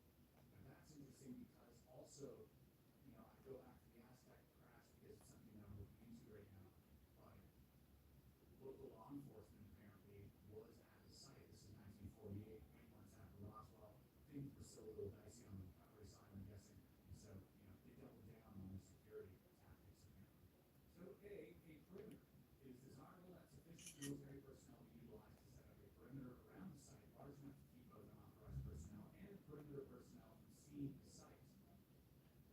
We've had incidences in 1947 according to Philip Corso.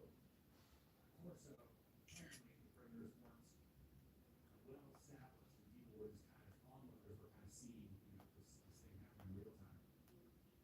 Once the site is contained, regular patrols will be set along the perimeter to ensure complete security. Electronic surveillance will be utilized to augment the patrols.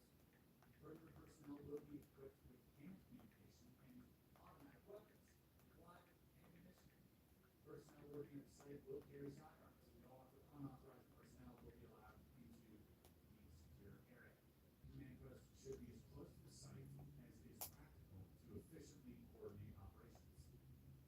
As soon as the command post is operational, contact with the Majestic 12 group will be established via secure communications. C. Areas. The site and surrounding area will be cleared of all unauthorized personnel. Witnesses will be debriefed and detained for further evaluation by MJ-12. Under no circumstances will witnesses be released from custody until their stories have been evaluated by MJ-12 and they have been thoroughly debriefed. D. Situation evaluation. A preliminary evaluation of the situation will be completed and a preliminary report prepared. The MJ-12 group will then be briefed on the situation at the earliest possible opportunity. The MJ-12 group will then make a determination as to whether or not a MJ-12 Red Team or OPMAC team will be dispatched to the area. Want to clear home instantly? This can help you clean up like your kitchen and bathroom shelf. It comes with everything you need: nozzles, brushes, and attachments for every corner. Use it on ovens, tiles, windows, even parcels. It melts away grease, grime, and bacteria using only pure heat. No harsh chemicals, just powerful, natural cleaning. It heats up fast, easy to use, and safe on every surface.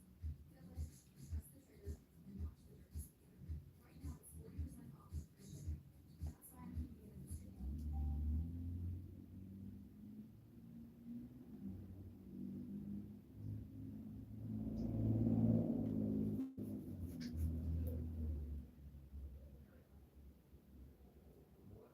OPMAC? ACT team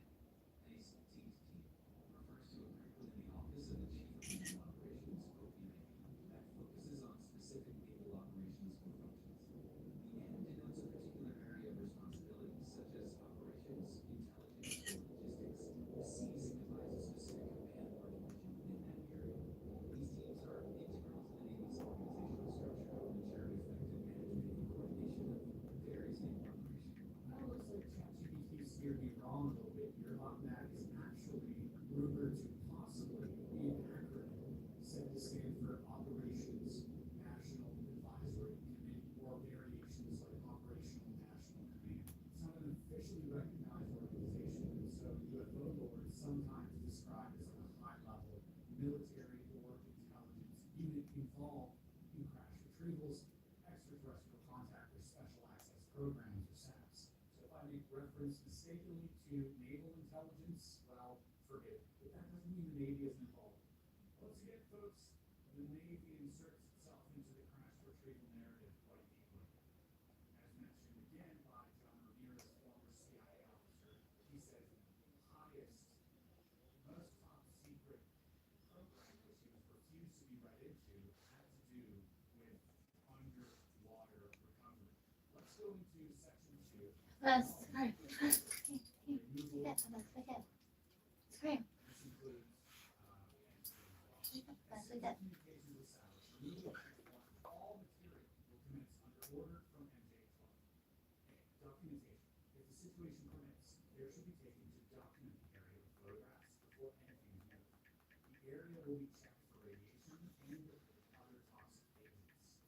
If the area cannot be kept secure for an extended period of time, all material must be packed and transported as quickly as possible to the nearest secure military facility.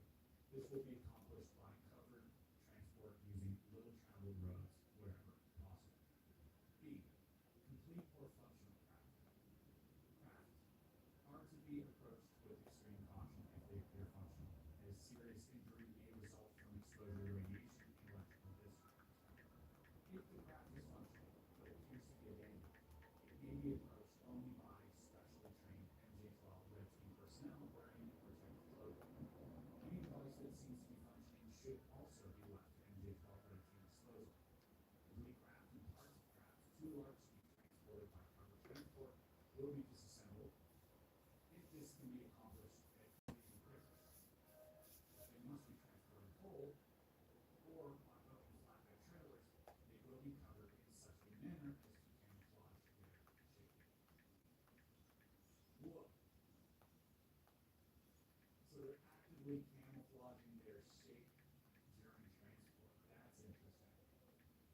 Because obviously seeing the saucer on the flatbed, kind of gives it away. Wow. Maybe now is a good time to remind you that Majestic 12 MJ12 merch line is now available.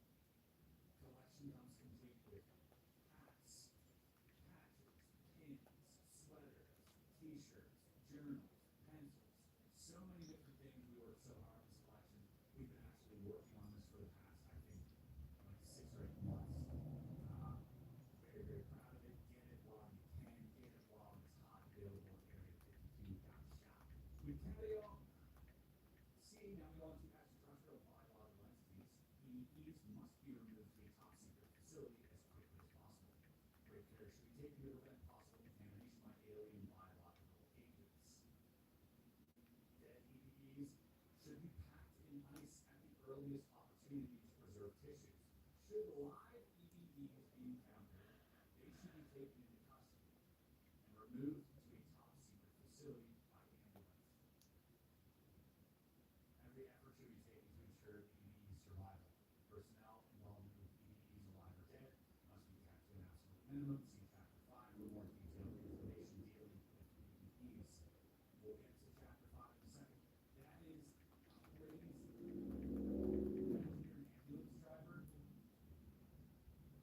There's an ambulance driver out there who remembers driving around. Please protect it. Cleansing the area.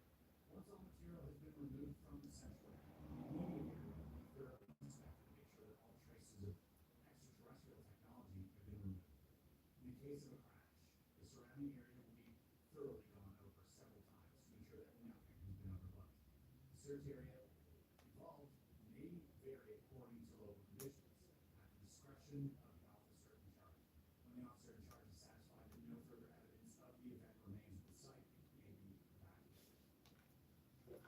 Also something in Diana Pasulka's book, which was interesting, they talked about her being brought to this crash site in New Mexico by, we now know, as Tim Taylor, this person, that worked somehow in the government. Meet your new donkeys within hindsight. With all-day battery life to power through your to-dos, so you have extra free time and extra savings. So this holiday season, you can be as extra as you want. But at this very crash site, there seemed to be a ton of just like debris, aluminum debris from like tin cans and stuff.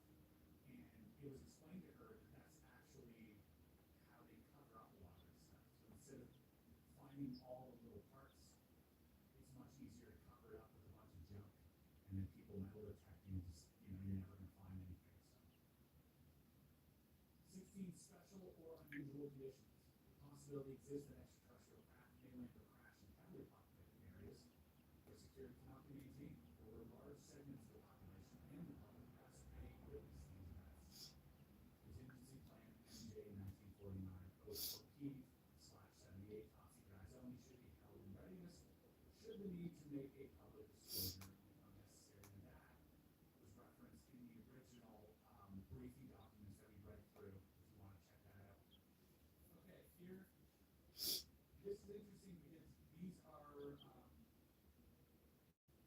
basically items, the description and condition of the items, the code, and then the receiving facility.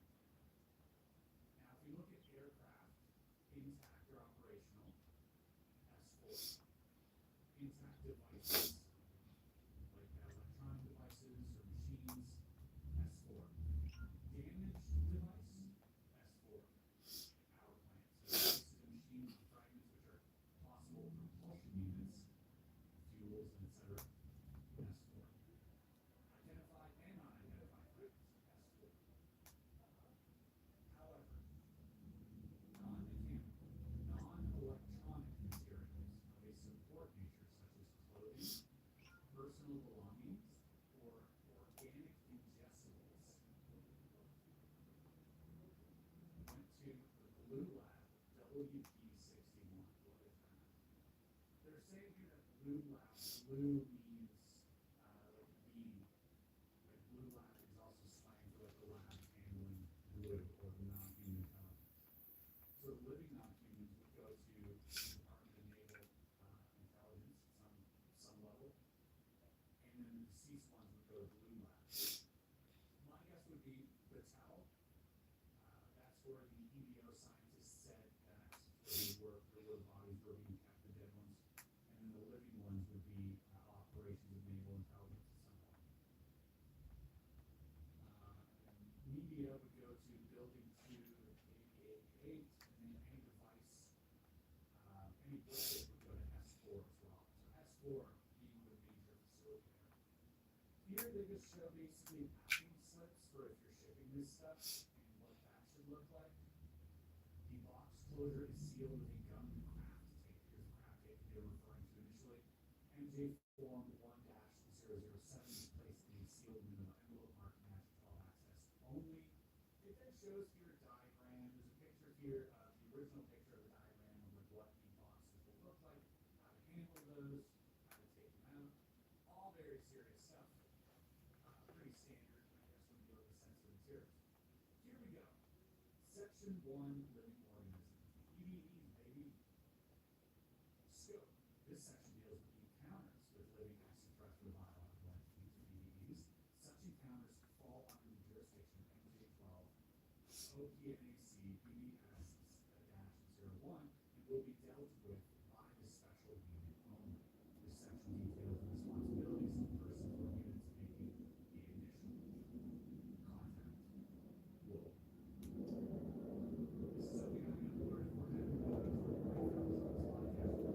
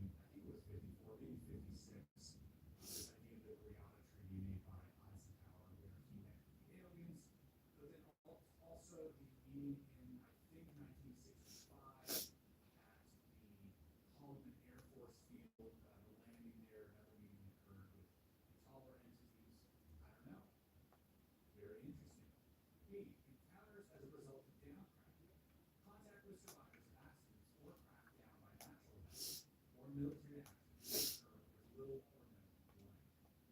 In these cases, it is important that the initial contact be limited to personnel to preserve security. Civilian witnesses to the area will be detained and debriefed by MJ-12. Contact with TVEs by military personnel not having MJ-12 off-back clearances is to be strictly limited to action necessary to ensure the availability of the EVEs for study by the off-back team. However, off-back is willing to deal with them when they're alive. 24. Isolation and custody. Okay. Custody benefit is a best. EVE will be detained by whatever means are necessary and will go through secure precautions will be taken by personnel coming in contact with EVEs to minimize the risk of disease as a result of contamination by foreign organisms. If the entities are wearing spacesuits or breathing apparatus, care should be exercised to relinquish these devices. All efforts should be taken to ensure the well-being of the EVEs. They must be isolated from any contact with unauthorized personnel. While it is not clear what provisions or amenities might be required by non-human entities, they should be provided if possible. The officer in charge of the operation will make these determinations as no guidelines now exist to cover this area. And I'm sure they've since come up with a lot of these guidelines, following the 1996 crash and visitation of these tiny little aliens in this town of Argentina, Brazil, where people who came in contact, namely one person came in contact with one of these beings, ended up dying from what was written on his autopsy, general infection, due to contact. Was, I mean, as much as I'd love to have one of these little guys on the podcast, I'll be wearing a spacesuit, for sure. Or it will. One of us will. Both of us might. Severe precautions will be taken in order to assure both of our survival. The injured or wounded entities will be treated by a medical personnel assigned to the off-back team. If the team medical personnel are not immediately available, first aid will be administered by medical corps personnel at the initial site. Since little is known about the EVE's biological functions, aid will be confined to stopping of bleeding, bandaging of wounds, and splinting of broken limbs. No medications of any kind are to be administered, as the effect of terrestrial medications on non-human biological systems are impossible to predict. As soon as the injuries are considered stabilized, the EVEs will be moved by close ambulance or other suitable conveyance to a secure location. See, in dealing with any living extraterrestrial biological entity, security is of paramount importance. All other considerations are secondary.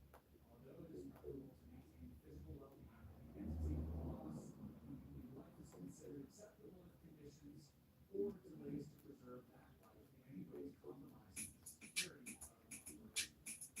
Basically saying, making sure everything is under wraps is one important I go on and on. You can't understand how I last so long. I must have superpowers.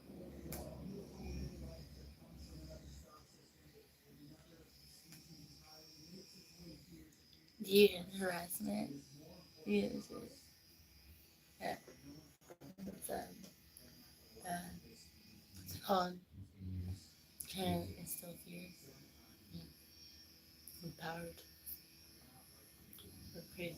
Crazy big bad thing. Not like they didn't fuck me with something sharp while I was sleeping. Try to make me something sharp while I was sleeping.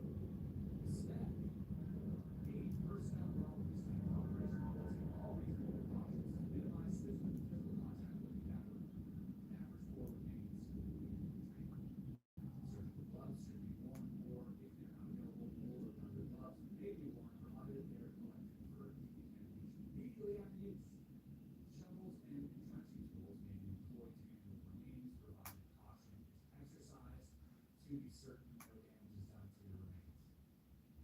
Remains will be touched with bare hands only if no other means of moving them can be found. All personnel and equipment involved in recovery operations will undergo decontamination procedures immediately after those operations have been completed. I wonder if they talk about the smell as well. Remains will be preserved against further decomposition as equipment and position changes.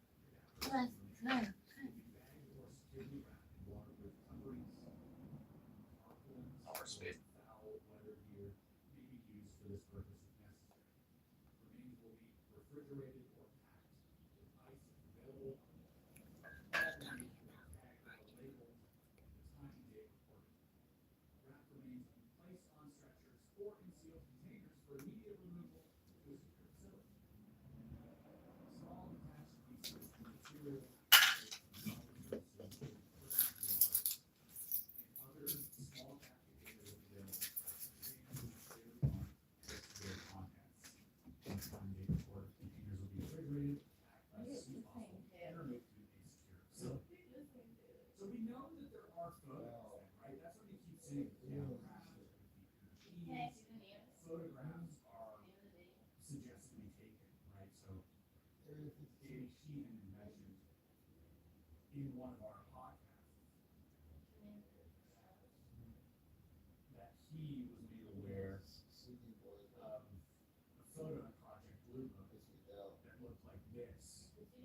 That was taken when the UFO was like in a hill, and there were people, photographs. There was like people holding like those little cameras and filming it. So that checks out to what Danny Sheehan.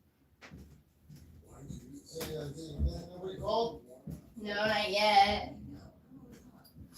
Fuckers, man. Yeah, I'll call them and see it. Got my text, 'cause I don't know why. They haven't responded. They usually respond. They might be at work.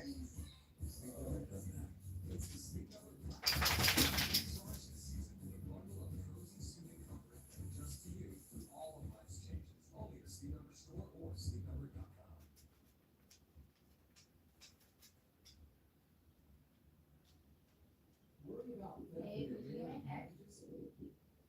Wouldn't it be great if you I was asking, do you know you're gonna take this out right now? It's probably.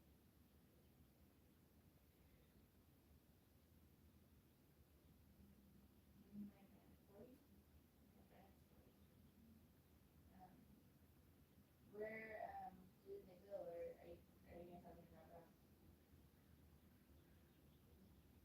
Tell them, just text me where exactly. Okay. Sorry, Yeah, they're at work. Oh, yeah? Yeah, but they know somebody, but they're legit though. Okay, you gotta call them right now. You gotta call them right now. Yeah. Yeah, Area 52. The guy, the show. The she show. That's the name, or the, you're waiting. Area 52, yeah. I'll let you know the address in a minute. All right, cool.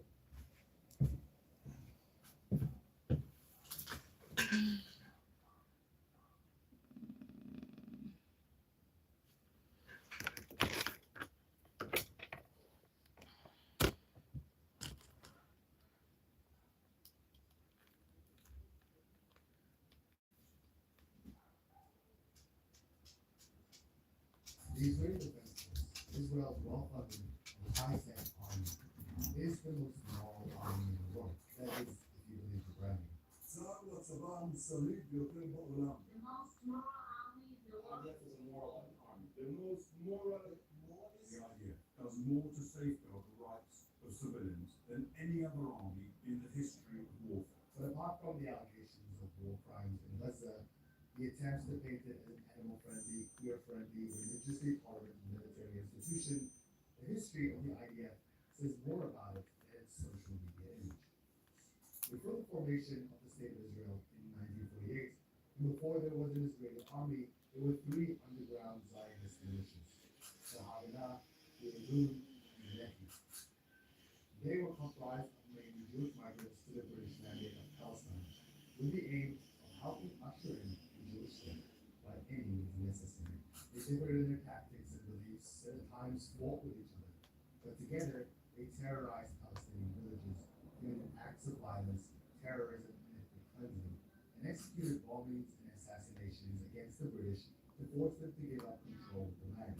They blew up hotels in Jerusalem, embassies in Europe, and assassinated a UN mediator. All this happened before 1948. Because after Israel was officiated as a state, these three groups would work together to create the IDF, and their militia leaders would go on to form Israel's government, become politicians, ambassadors, and prime ministers. And now history will be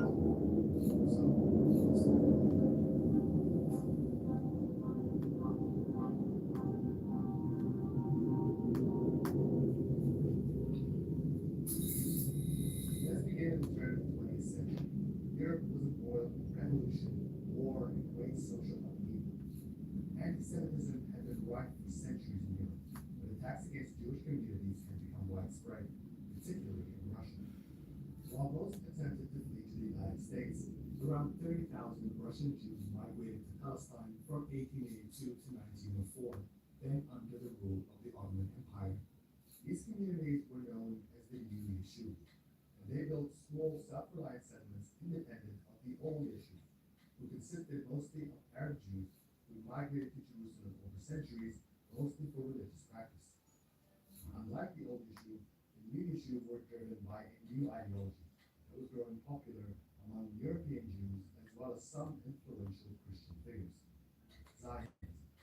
The basis of Zionism was the belief that the Jewish question, as it was called in Europe, in other words, the place of Jews, given the rising anti-Semitism, could only be solved territorially, that is, by establishing a state of their own. And from very early on, that state had to be in Palestine, because that way you could use religious legitimacy to justify what was settler colonialism. The new Yishuv were ambitious. They built farms, formed trade unions and councils to purchase land from Palestinians. They also began to form small militias, seeking to replace hired Arab watchmen with Jewish guards to protect the new outposts. Some of these militias, like Bar Giora, had bigger plans. Its members wanted to create the beginnings of an underground army, one that would one day serve a future Jewish state, and fight for one if need be. One of its founders was a young forced laborer called David Green, who migrated to Palestine in 1906. He was shocked at how many Palestinian Arabs worked in the new settled colonies as farmers and guards, and set about trying to build connections between migrants and fundraise to ensure the Yishuv would become completely self-reliant. This included more money to buy weapons. Like many other Jewish migrants, he later adopted a Hebrew last name and would hence be known as David Ben-Gurion. We'll go back to him. By 1909, militias like Bar Giora began to evolve into larger networks, the most prominent being Hashimer, or the Watchman. Despite only having a few dozen members, Hashimer began to think of itself as guarding not only the colonies and properties set up by the new Yishuv, but as a vigilante force that would respond to disputes. If a Jewish person was attacked by a Palestinian, Hashimer would send its armed members to seek revenge. They were inspired by Ukrainian Cossacks and, interestingly, Palestinian veterans. They rode on horseback and even dressed in keffiyehs. Weird, right? In his book Orientalism and the Hebrew Imagination, historian Yaron Peleg says the young Zionists For the years of people trying to impersonate law enforcement, it can be scary enough when it's the real deal. So yes, we are working for you. I spoke with both Highway Patrol and police about what to look out for. The post reads, "Hey neighbors, just a heads up about a dangerous situation I experienced. The driver merging onto the 15 north of Mission Gorge and Friars Road says this gray Dodge Durango aggressively tried to run them off the road, then started flashing red and blue lights, attempting to pull them over." We expect that once the Canadians trust us, the total Jewish population of Palestine was around 60,000. It accounted for only about 7% of the population, with many of the earlier Russian migrants going back home once the situation had eased. While by the end of World War I, registration insurance? automated fire collapse. Outside, mistaken over the power of the army. Author Dr. himself a Christian Zionist and foreign secretary signed an offer of restoration. Wait, Grandma, the reason I stopped you is you're following too close behind the semi-truck and that white car in front of you. Okay, I had you less than a second behind each one. You were at 0.6 seconds behind the semi-truck and 0.8 seconds behind the white car. Usually about 3 to 6 seconds, okay? That gives you plenty of time to react in case something bad happens, you know what I mean? You have your insurance card with you? Is this your car or? This is my Baby mama's car? Okay. So I'm just gonna write you a ticket, I'm not gonna write you a warning, okay? I just need you to come on back with me real quick, okay?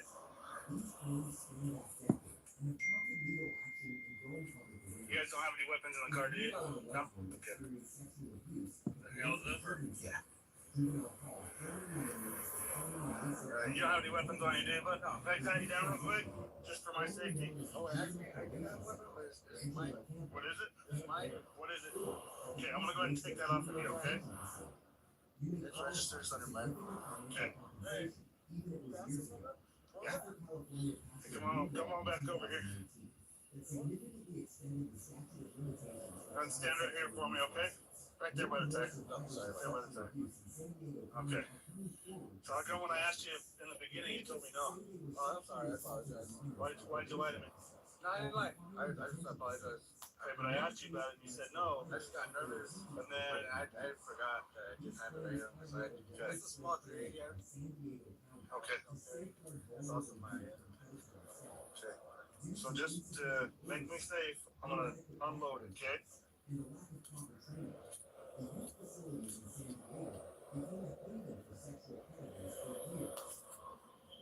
Sam 27 Street, copy information on fire.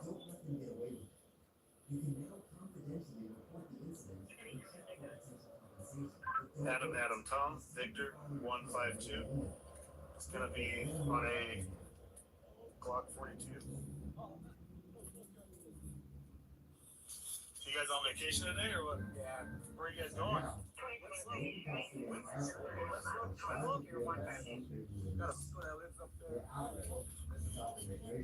So you said you're going to Winslow? Yeah, Winslow. Winslow's back that way. Yeah. I haven't passed it. I got like 20 minutes left. No, bro. My destination. Winslow's over there. I've worked. Increased religious activity around the western wall and across the compound, with some radical voices arguing it should be on total Jewish control. His son's birthday on Friday, so change. Alright. Which escalated Yes, right with you. And he's your brother, he's your cousin? Okay.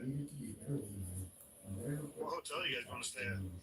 It's right there down the highway to front of he's waiting for us Oh, already there. dude, so fuck. They're already there. Dude, this is one of the guys from yesterday. Alright, okay. You guys gotta check out this video. You said these guys are your friends? Yeah. Okay. You guys aren't related?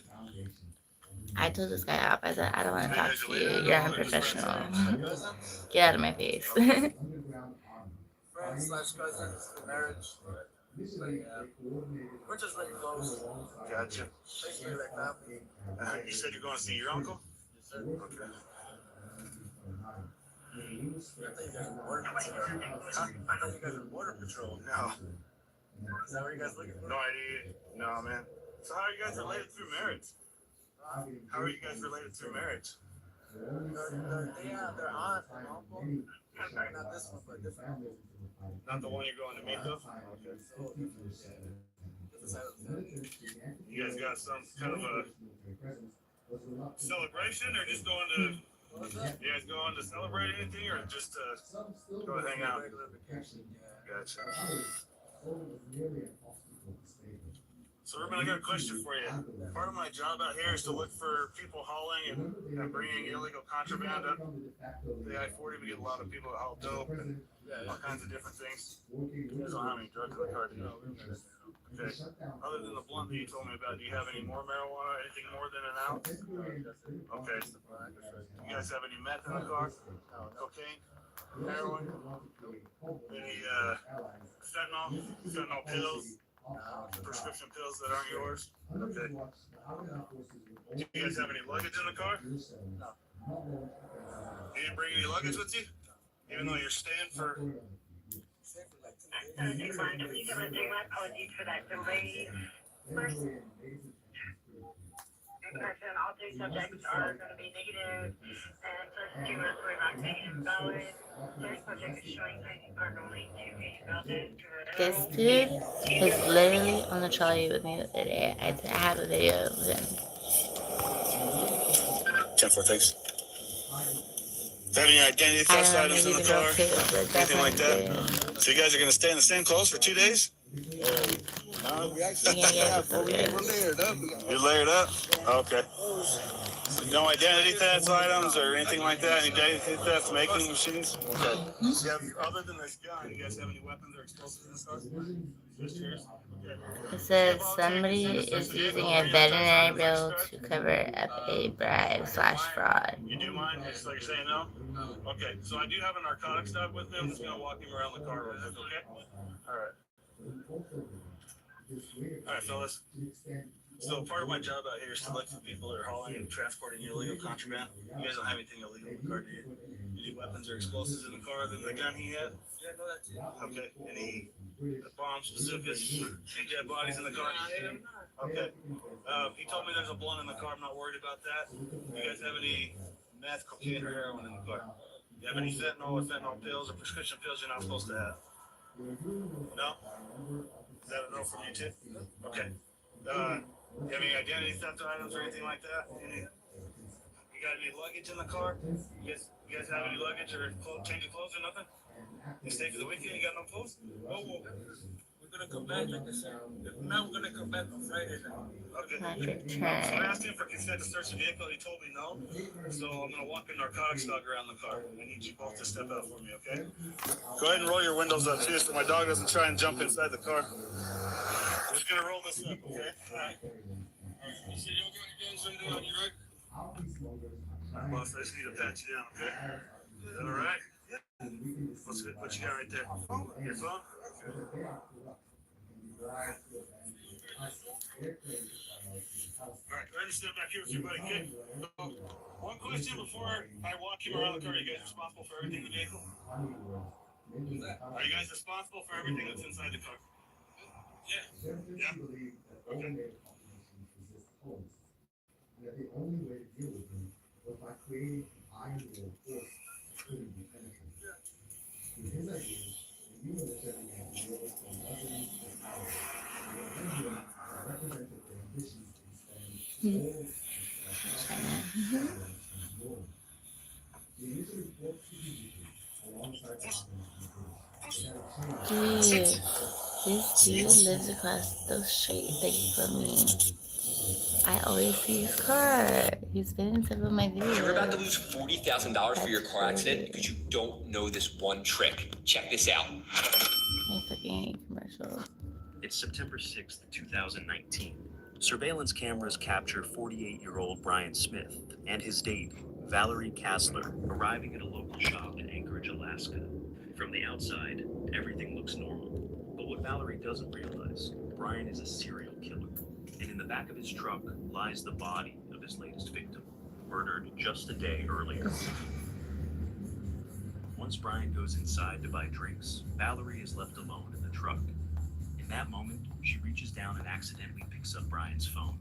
She doesn't know it yet, but the footage she'll find on that phone will reveal multiple murder recordings and lead cops to one of the most disturbing serial killers the state of Alaska has ever seen.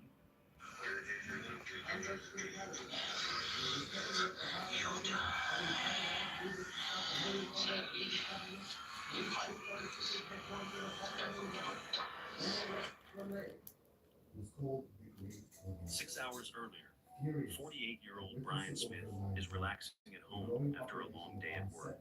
After having a glass of whiskey, he decides to go for a late-night drive through Anchorage.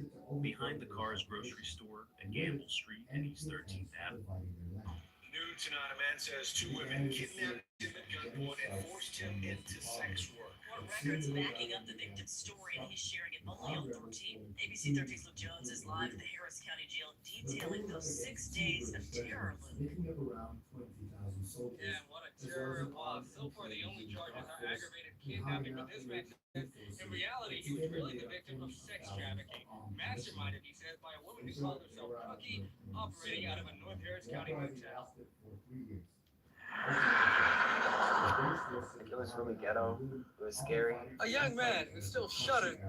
He was born into a life of power, money, and danger. The son of a feared cartel leader, the nephew of the most violent cartel hitman, and the boyfriend of a drug lord's daughter. By the time most kids were doing homework, Raul was already learning how to kill. He even posed proudly for photos holding a Barrett .50 caliber rifle, a weapon powerful enough to take down helicopters. How does a teenager go from luxury parties to shootouts with police? This is the story of Cesar Raul Meza Torres, alias El Mini Six, the spoiled kid who became the Sinaloa cartel's youngest hitman, and it's one you won't forget.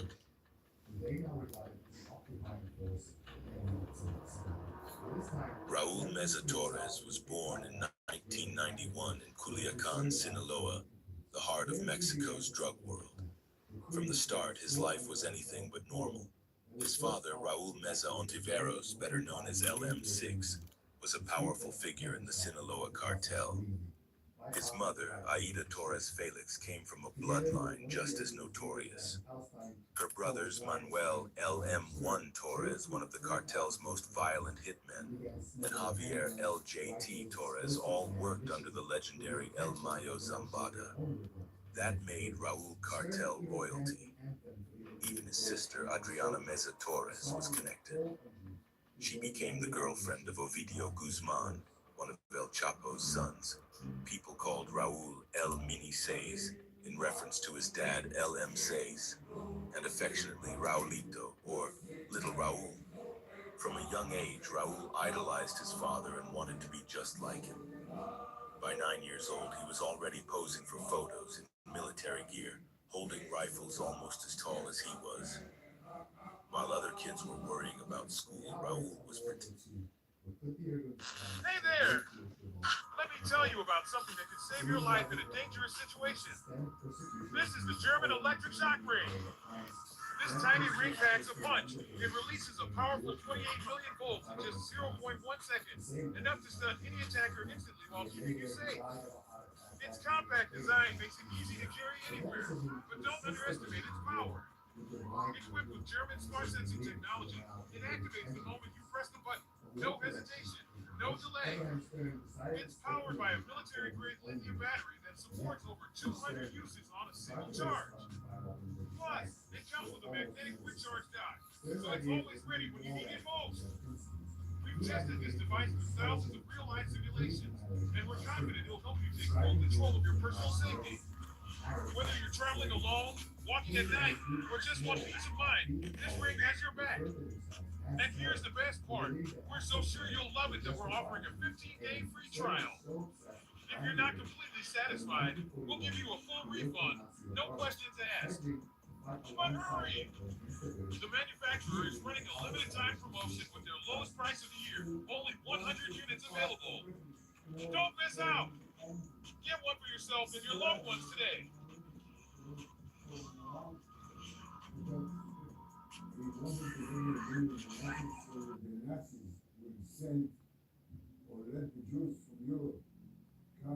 California homeowners, if you could get backup batteries for your home from your power company at no extra cost, would you take them? I mean, you're already paying an electric bill, right? Wouldn't it be nice to get backup power too, so you're never left in the dark? Well, now you can by switching to the brand new VPP program, and you'll even save money in the process. So wait, what's the catch? That's what most people ask when they hear. At about midnight, officers were dispatched after reports of multiple shots fired in a densely populated residential area. What began as a routine gunshot investigation quickly spiraled into chaos when officers found the culprit, and the reason turned out to be even more absurd. In Santa Ana, a motel that neighbors say had been a concert in Colton for years. Yeah, they say it was a hotbed of drugs and human trafficking, and they're telling CBS/LA's Michelle Geely about their long fight to keep it closed. Exciting. It's about time that it got shut down. Desi Reyes stood outside of the chain link fence that blocks the front entrance to the Sunshine Village Motel on Santa Ana's First Street. The neighborhood association president has been waiting for the day that police and code enforcement officers would get rid of the crime and safety issues that he says exist here. As you can see, there's apartments across the street, families that live across the street, and they're impacted by the drugs over here, always complaining, well, what's going on over here. Tuesday, the doors and windows were boarded up, the motel red tagged and declared unsafe to Well, no, not necessarily. This is a really ugly interview. I know, but you want me to get you a cup of water, or is that good? You want a refill? All right, let me grab some, I'll be right back, okay? It's cold in here. You got a jacket or anything? Let me see if we got one. Okay. Thank you. Don't leave me in here forever. This is 21-year-old Alexandra Schreffler. Back in 2016, Alexandra was brought in for questioning regarding the shooting death of 18-year-old Colton Shearer. Police believe that Alexandra lured Colton to her home so Jordan Coleman, Torian Johnson, and Ozell McNabb could rob and kill him. Alexandra believes that she is only being interviewed as a witness, and the detectives want to keep it that way. I know you're witnessing this whole thing, but because we're talking to you in here, I'm just gonna leave you your rights, okay? I'm trying to help them as much as I can, but I don't really know much. So y'all are over there, you're babysitting this 5-year-old. At 3 o'clock, you said, the mom comes home? No, she got off work at 3, and she got there a little after 5.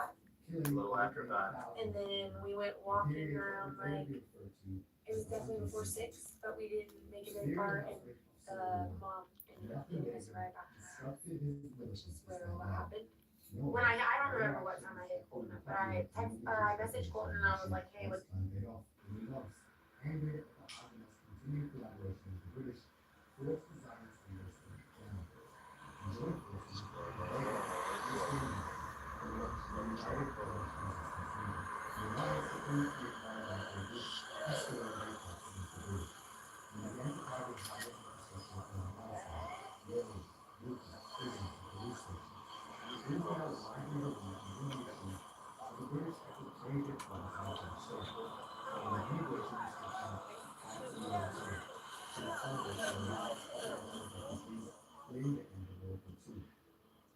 Hello, ma'am. It's very nice to meet you today. You're speaking with USA Fox. Welcome to the channel. I'm here to give a voice to the voiceless. May I have your name? Liliana. How old are you, Liliana? 23. All right, where are you from? Jersey. What part? Asbury. Okay, like north, right? No, Central. Central Jersey, okay. I'm from South Jersey. What brings you all the way out here to Kensington, Philadelphia? Getting high. And what's your drug of choice? Crack and fentanyl. How long have you been using this substance for? 6 years. How did you start? At first I started with alcohol, and then I went to rehab, and then I found out about dope, and then I liked it better. Well, at first I OD'd, I loved it. The time you OD'd, you loved it? Yeah, I like the sleeping effect, bring comfort. Sheesh. How many times did you OD? I OD'd like a few times. The last time I OD'd, I was like dead for like 10 minutes. And yeah, that was the last time I OD'd. Dead for 10. That's... Sheesh. How were you introduced to all these substances? Rehab. Well, my brother, he had an overdose, so like addiction runs in my family. Addiction runs in your family? And what age did you start using? 18. Okay. Do your family members know you're out here? Yeah. Like this.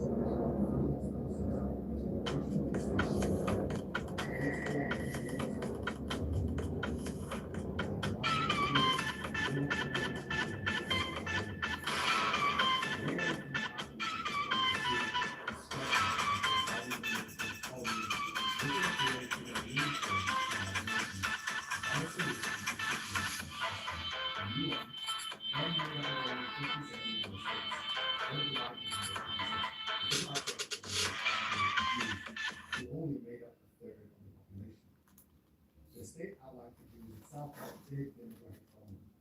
Half of its residents are Palestinian, who rejected their proposal and sought help from another new organization, the Arab League. The British, feeling like the situation was no longer their responsibility. Jessica Kim was just a young girl living in San Diego when the man she trusted the most started to sell her. My stepfather was the trafficker, and it began at the age of 12. This beautiful area became her nightmare, and research shows she's not alone. It's hard to believe, but San Diego is not only a vacation paradise, it is a thriving center for commercial sexual exploitation. Traffickers here make more than $800 million a year. It's phenomenally lucrative. Sociologist Jamie Gates investigated San Diego trafficking for 3 years as part of a Justice Department study. Gates, a Point Loma Nazarene University professor, co-led a team that spoke with hundreds of victims and more than 50 traffickers to better understand the underground industry. On average, they were controlling between 4 and 5 persons at a time, making upwards of $100,000, more than $100,000 on each person. Gates' study shows that added up to almost $1 billion a year. Another surprise, traffickers told investigators it's not that difficult. The internet makes it very easy to recruit. It makes it very easy to set up a small business doing this kind of work. The place in which this happens now is highly mobile, so it could happen in any neighborhood that has a rental. It can happen in gated communities. Gates also found an extraordinary link with local high schools. They investigated 20 and found evidence of recruitment in every one. We had plenty of examples of victims who were being victimized while they were still going to school. So they were at school full time, and this was something that was being done to them part time on the side. Researchers found the average starting age into this life in San Diego is 16. Kim finally got out at age 18 after one failed attempt. It took a year of planning for me to escape. And it took a year because he had all of my documents. Her story and the many others Gates uncovered have led to a broad coalition of San Diego churches and law enforcement working together to stem the tide. This type of intervention could help other cities looking for creative approaches. Gates has worked with the San Diego schools to develop a drama-based curriculum. It helps students identify what recruitment looks like. No more uses a live drama and audience interaction. Kim is one of the leaders. If I would have had somebody tell me that what was being done to me was wrong, that there was a way out, that there are people out there that actually cared for me, for my well-being, for that cared for me, and that there was help, my whole life would have changed. She's also a recent graduate, thanks to a new scholarship program at Point Loma specifically designed for survivors. Kimberly Jones, who works with Gates, helped create it after the university wrestled with how to respond to the city's trafficking epidemic. Just kept hearing the same theme, which is, I want to go to college.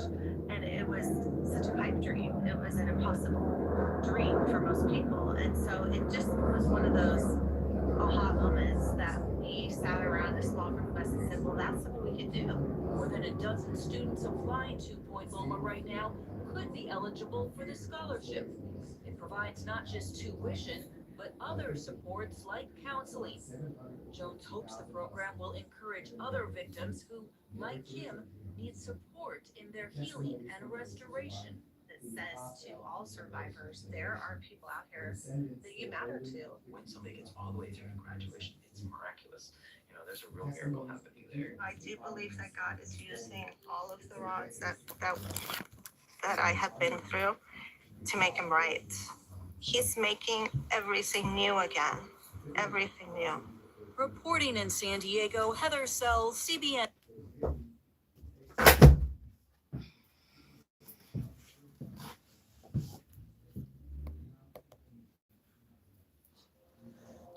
The other day, I was casually scrolling Reddit when I came across a strange yet intriguing post. A 30-year-old cold case of a missing child in Brazil. The OP goes on to explain that they recall a phenomenon that took place in their home country during the 1990s. It started with a missing boy in 1992. He was alive and well one day before vanishing. 2 months later, it was another kid, and then another, and another. In situations like this, the term cold case hangs a little bit heavier than normal, because it means that justice was never served. But after researching this case, I made some shocking discoveries.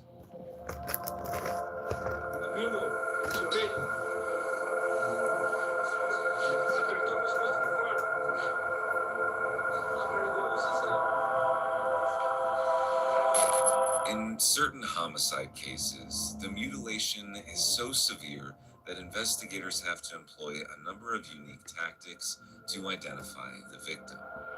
Such was the case of Evandro Ramos Catano.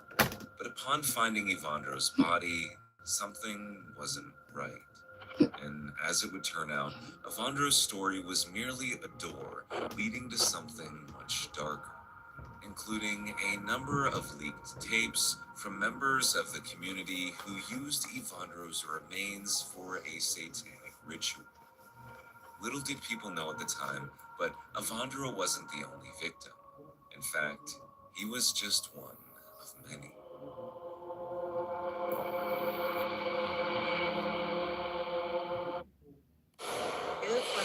Jessica Kim was just a young girl living in San Diego when the We're back now with more of our new series, Stolen for Sex, as we highlight one of the most troubling epidemics around the world right now, sex trafficking. We just heard from some young victims.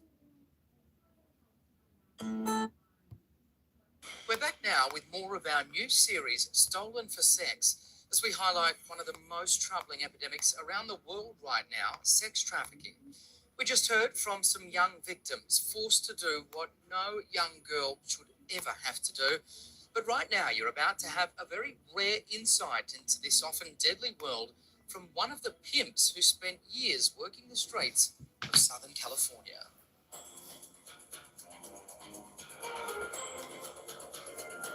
San Diego attracts more than 30 million visitors a year. But the city's sheriff says an increasing number of them arrive with a dark desire. There's literally thousands of girls in San Diego. The vast majority of them underage, 12, 13, 14-year-old young girls. Human trafficking is now the second highest grossing criminal enterprise. Today, we hear from a survivor who is using her voice and experience to bring awareness to the seriousness of this frightening and sadistic operation. Hello, guys. We are speaking with Michaela Nestor, who is a survivor of human trafficking and also an advocate for victims and survivors across America. Welcome. Thank you for joining us today. A pretty hard topic to talk about. Not enough people are educated about this.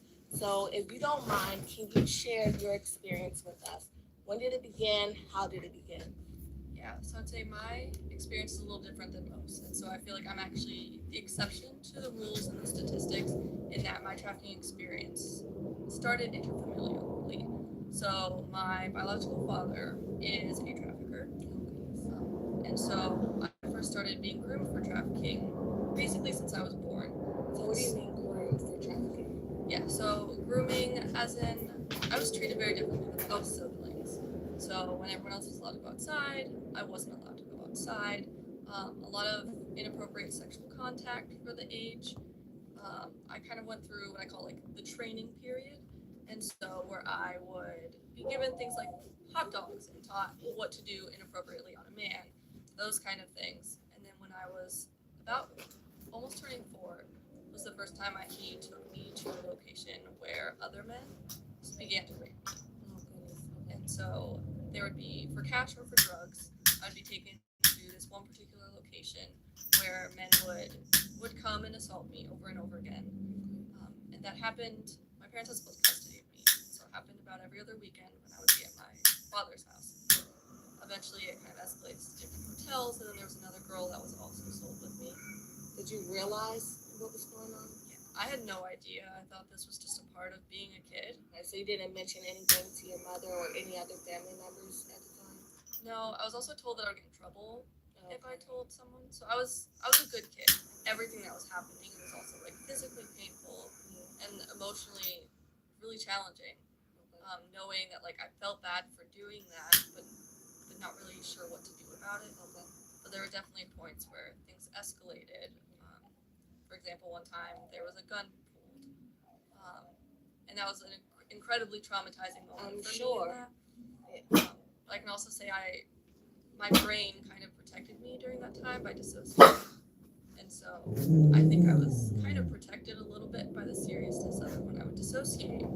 I don't know, my brain just created this fantasy world where I would become a fairy, and I would, as soon as things would begin happening, I just turned into this fairy in my head, and I would imagine going up in my fairyland in the clouds, and staying there, and then Was it in Maryland? mostly like Well, how long did this last? it was about 3 years.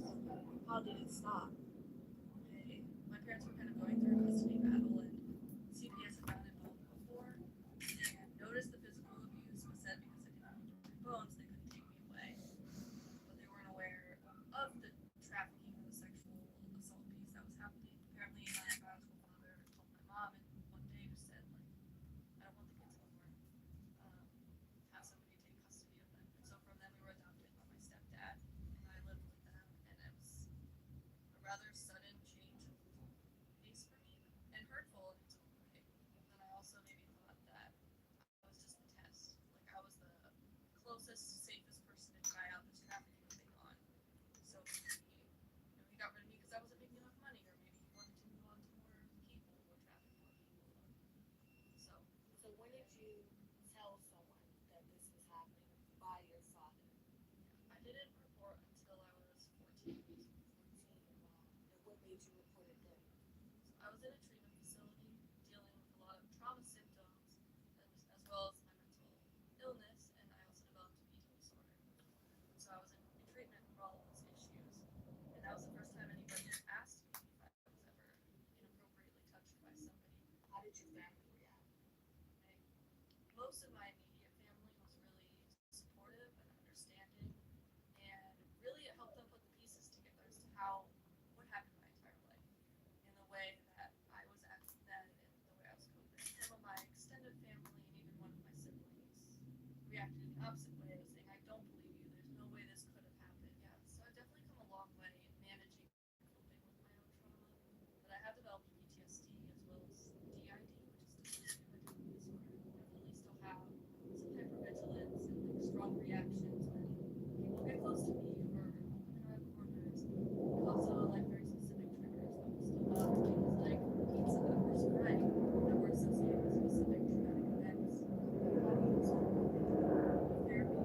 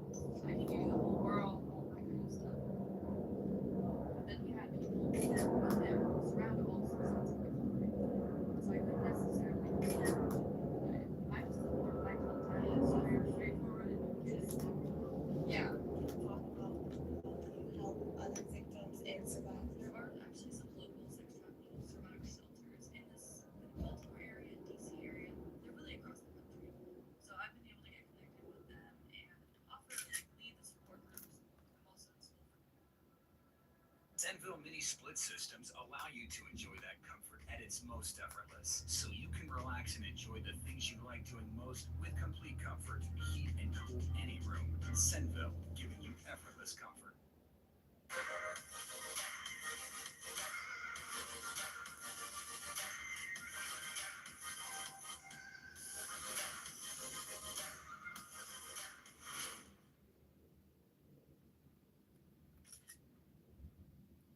On the morning of November 15th, 2024, the body of 28-year-old Monica Hayward was found with a gunshot wound to the chest in the office of the owner of the Velvet Cage Strip Club on Spring Mountain Road in Las Vegas. A note with the words, "An eye for an eye," was found next to the body. The investigation revealed that the murder was the result of a chain of events that began a year before the tragedy. Monica Hayward had been working in the adult entertainment industry for 6 years. She started as a waitress in one of the many establishments on the outskirts of Las Vegas, then moved on to dancing. For the last 4 years, she had been performing at the Velvet Cage, a mid-range club, not elite, but not the cheapest either. The club was located in a 2-story red brick building with a neon sign and parking for 30 cars. The main hall could accommodate about 100 people, and there were 8 separate booths for private dances and several service rooms on the second floor. The club's owner, Travis Brockman, had strict rules. No alcohol backstage, no drugs on the premises, no fights with customers. There were 4 security guards who worked in shifts. There were 12 dancers at the club, all of whom performed on stage according to a schedule. Monica danced 5 nights a week from 9 p.m. to 3 a.m. But working on stage was only part of her income. Like many girls in similar establishments, Monica provided additional services to select customers. It wasn't advertised, but it wasn't a secret either. Travis knew about it, but preferred not to interfere as long as it remained outside the club and didn't cause any problems. Monica met with clients in motels, sometimes at their homes, sometimes at her apartment. There were only a few such men, 5 or 6 regulars who paid well and didn't cause any unnecessary complications. A year ago, Monica felt unwell. She had a fever for 2 weeks, a rash appeared, and her lymph nodes swelled. She made an appointment at a free clinic and had tests done. The result was positive. HIV. The doctor explained antiretroviral therapy to her, telling her that it was possible to live a long life with this diagnosis, and that she needed to protect herself and warn her partners. Monica listened, got a prescription for medication, and left. She started taking the pills, but didn't tell anyone about her diagnosis. Not her friend Jasmine, not her mother, and certainly not her clients. She continued to work, continued to date men, continued not to use protection when they didn't ask for it. Monica didn't think about the consequences, or perhaps she just didn't want to think about them. Life went on as usual, bills had to be paid, and fear of the future was easily drowned out by the daily routine. That evening, 2 days before her death, Monica took the stage at 10 o'clock. She danced to heavy electronic music in a red lingerie set, moving around the pole in the center of the podium. The hall was half full, a typical midweek crowd. Men sat at tables, drinking beer and watching the stage. Some. If you or a loved one were On the morning of November 15th, 2024, the body of 28-year-old Monica Hayward, 2 or 3 weeks, ordered a private dance, and then they met outside the club. He rented a motel room. They spent an hour or 2 there. He paid $300 and left. No problems, no unnecessary conversation. Monica smiled and closed the door behind her. "Long time no see, Isaiah. Did you miss me?" He didn't answer. He sat motionless, staring at her with a heavy gaze. Monica felt a slight uneasiness, but attributed it to the client's fatigue. She turned on the music, a slow, rhythmic track, and began to dance. She moved in front of him, approaching, retreating, touching his shoulders with her hands. Isaiah was silent and watched. Several minutes passed. Monica turned her back to him. At that moment, Isaiah abruptly stood up from the couch. Monica turned around and saw his face distorted with rage. nostrils flared and his jaw clenched. You knew, he said in a low voice. You knew, and you didn't tell me. Monica took a step back, pressing her back against the mirror. What are you talking about? Isaiah took the folded sheets of paper out of his pocket and threw them at her feet. Read it. Read what's written there. Monica bent down and picked up the papers. They were medical test results with the clinic's stamp on them. Her eyes scanned the lines until they came to the main point. HIV positive. The test date was a week ago. The patient's name was Isaiah Langston. Her fingers trembled. She looked up at Isaiah. I didn't know you had... Liar, he shouted. I haven't had anyone but my wife and you for the last 3 years. My wife is healthy. I checked her. It's you. You infected me, you bitch. Monica tried to say something, but no words came out. Isaiah stepped toward her and slapped her across the face with the back of his hand. Monica fell to the floor, hitting her shoulder on the edge of the sofa. He loomed over her, grabbed her hair, and hit her again, then again. His fist slammed into her cheek, her eyebrow, her lip. Monica screamed, trying to cover herself with her hands, but Isaiah hit her again and again, shouting insults. The cubicle door flew open. 2 security guards burst in, the massive Avery Montrose and the stocky Dion Curtis. They grabbed Isaiah by the arms and pulled him away from Monica. Isaiah resisted, struggling, screaming that she had killed him, that she had ruined his life. The guards dragged him into the hallway. Monica remained lying on the floor, pressing her hand to her broken face. Blood flowed from her nose and cut eyebrow. Rashid looked into the stall, saw her, and immediately called someone. A minute later, Jasmine Carter, her best friend and co-worker, crouched down next to Monica. Jasmine was 2 years younger than Monica, with short hair and sharp cheekbones. She had been working at the club for 4 years and was the only person Monica truly trusted. My God, what did he do to you? Jasmine helped her up. Hold on to me. Let's go wash your face. They went out into the hallway. Isaiah had already been taken out of the club. Monica heard his screams from the street. Then they faded away. Jasmine took her to the women's dressing room and sat her down in front of the mirror. She brought ice in a towel and applied it to Monica's face. What happened? Why was he so angry? Monica was silent. She couldn't bring herself to say the words out loud. There was a knock on the locker room door. Rashid's voice. Monica, the boss wants to see you. Right now. Jasmine looked at her with concern. Maybe later? She needs to go to the hospital. Now, Rashid repeated sternly. Monica stood up, holding the ice to her face. She left the locker room and climbed the narrow staircase to the 2nd floor. Travis Brockman's office was at the far...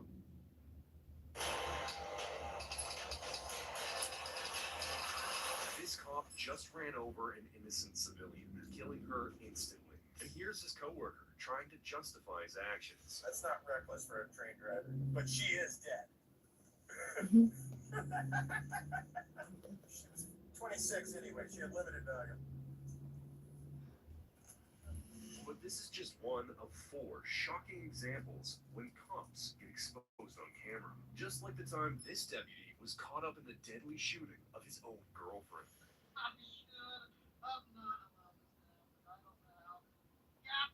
Or when this officer killed a family dog. Who's out the gate? Hey, bud. Hey. Get back. Get down.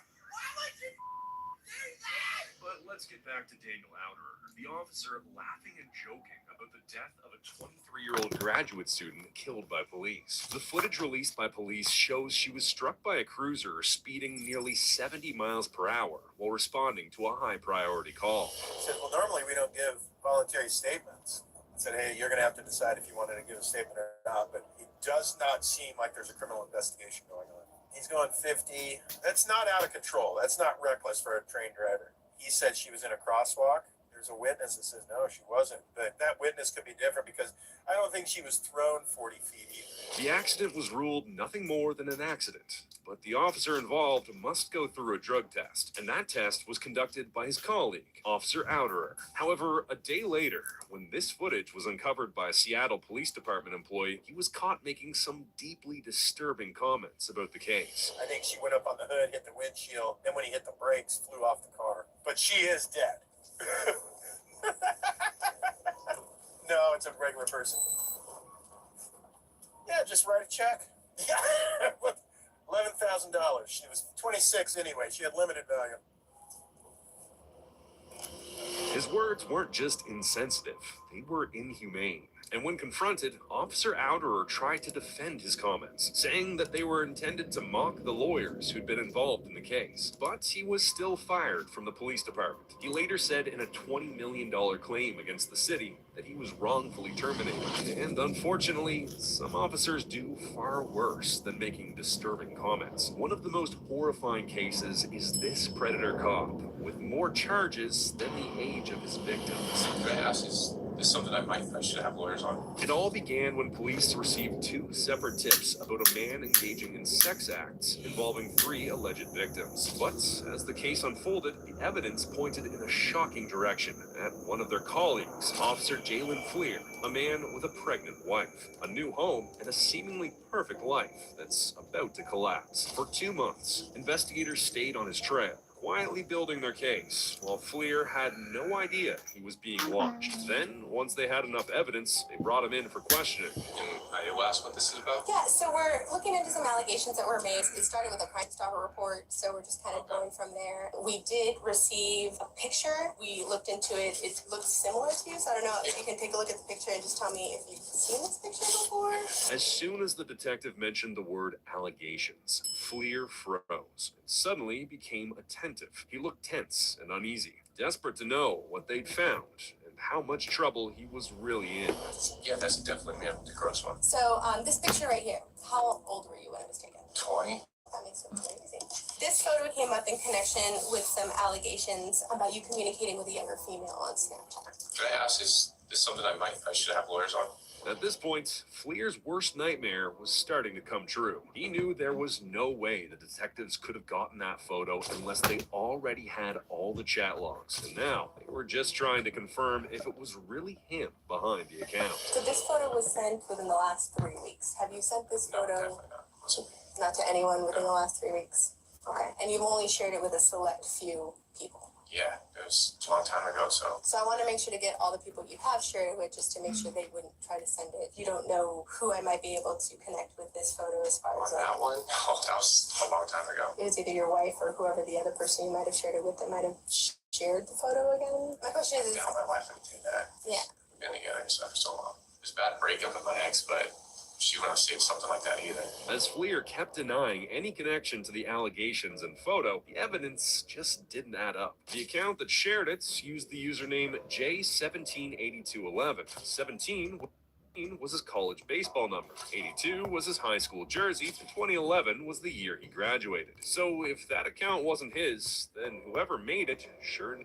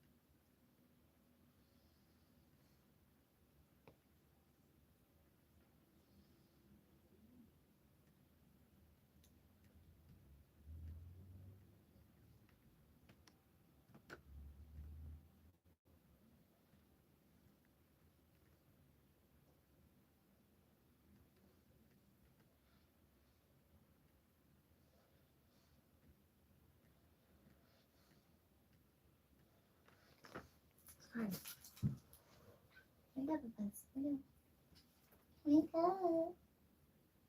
Wake up. Wake up.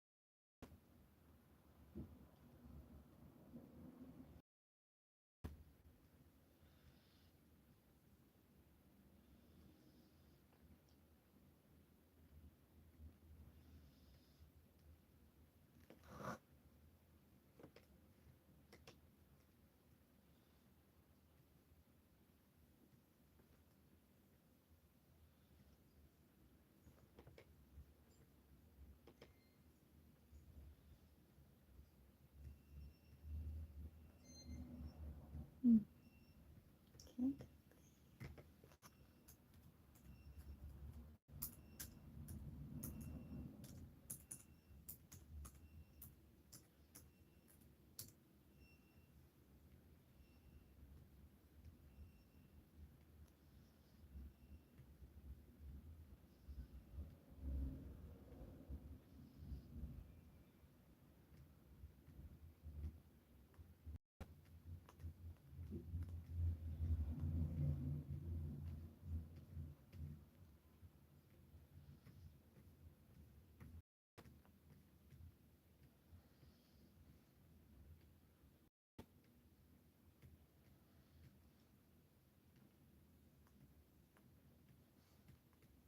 Alright, Papa. Alright, Papa, hey, wake up, wake up, wake up, wake up. Wake up, Papas, wake up. Papa in here, Papas. What's this? Open. Open here. I just looked at him, and he has like this little thing. Okay, Papas. Let me see. Let me see. Okay. Maybe something poked him or something. Okay. It's like, okay. That's swollen.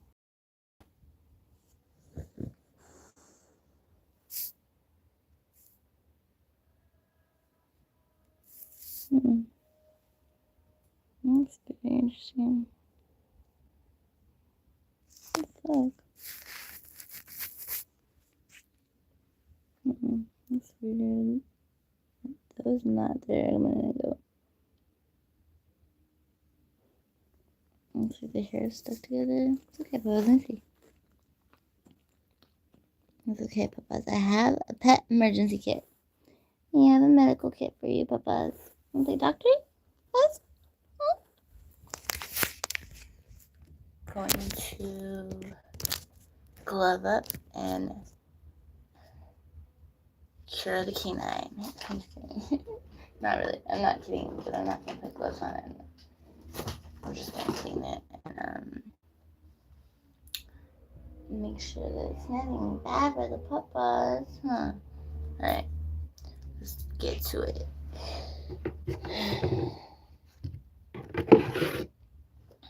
I got this groovy, what's it called? First aid kit for dogs. I feel like everybody should have one of these.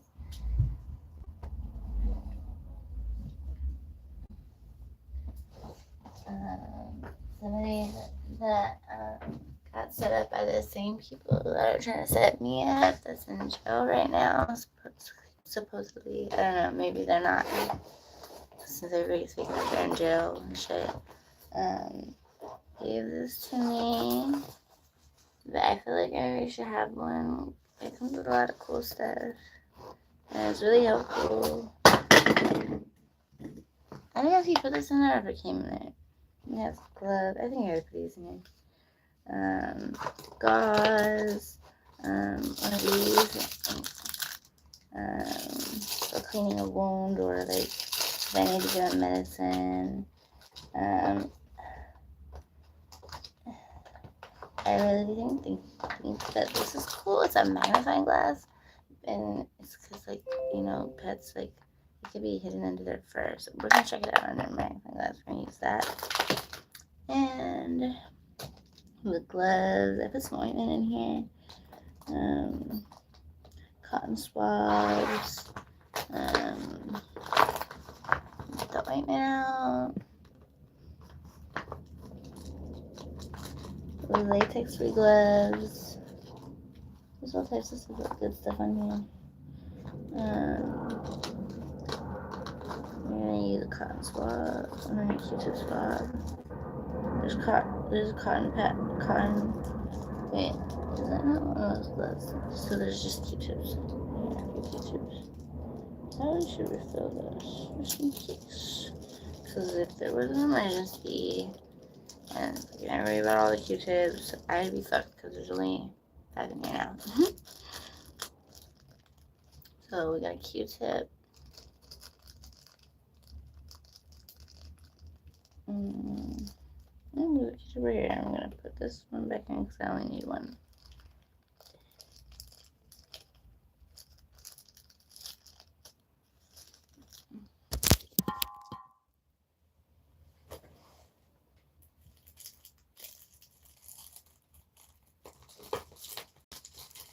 It also comes with sting relief.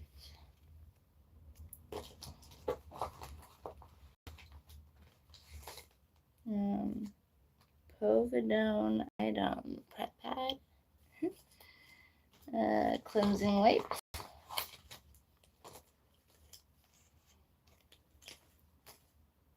And sterile gauze. So we are going to use well, I'm guessing the sting relief and the antiseptic cleansing. So, but we're gonna like use the magnifying glass first to see what's going on.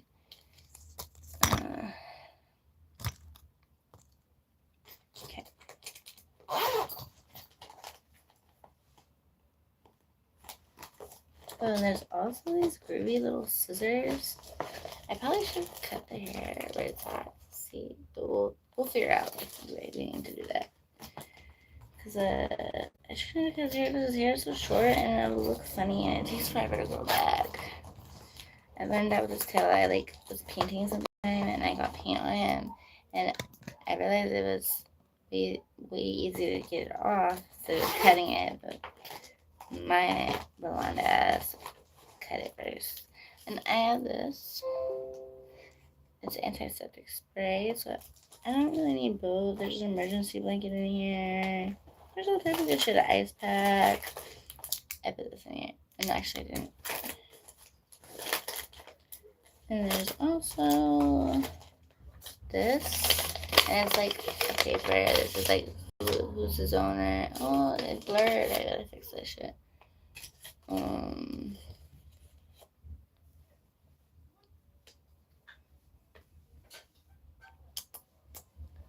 Where is that pen? Come on.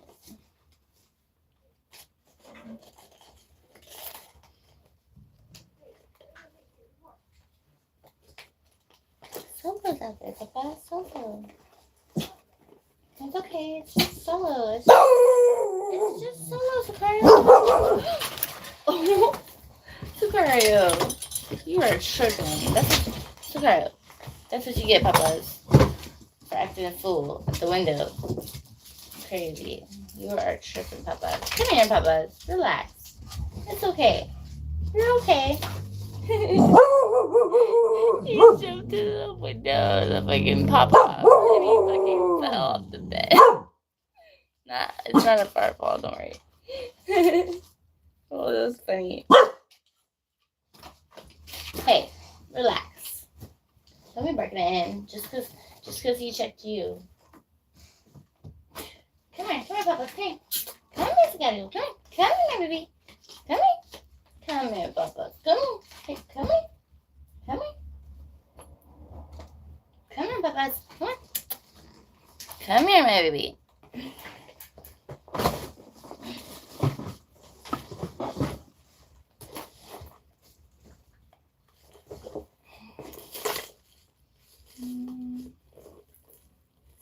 Come here, Sicario. Come on, Papas.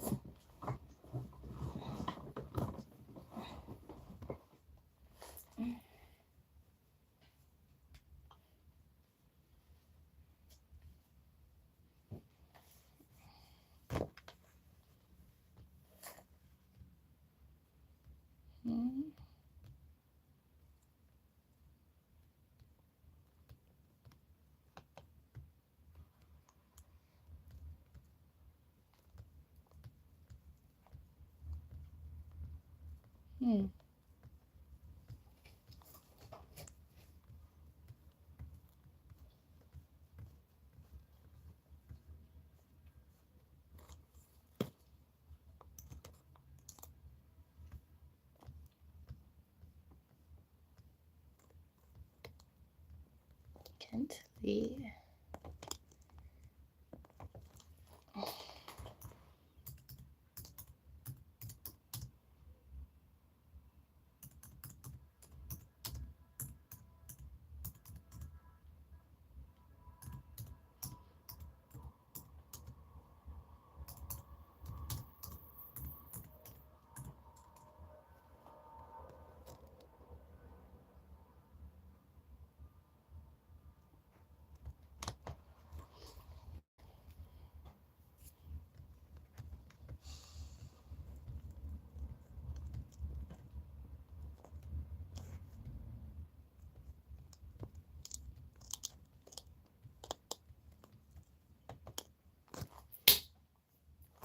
The bug, dude.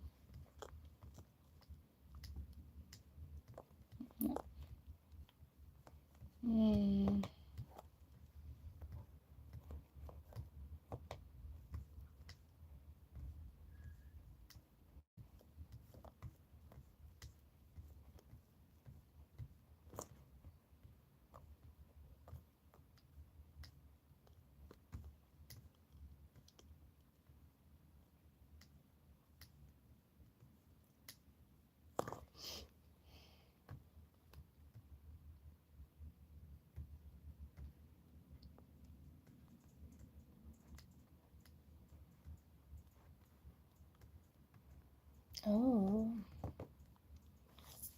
I know they had a registry for identity theft.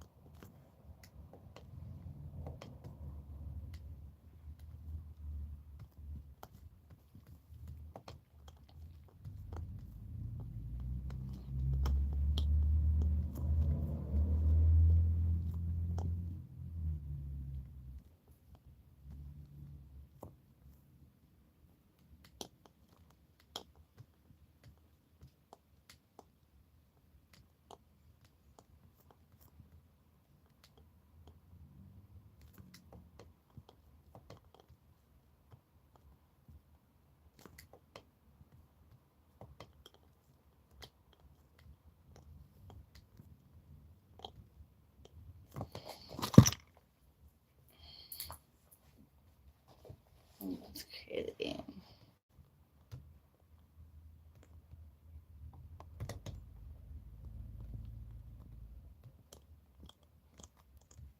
So I think the same thing for like reporting identity thefts is to check your refund. Because I got a notice saying that I wasn't getting anything back, but they're still asking me for money.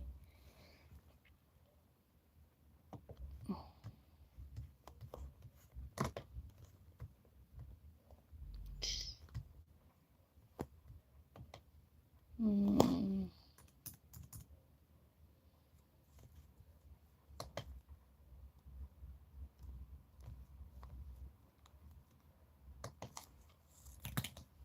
Okay.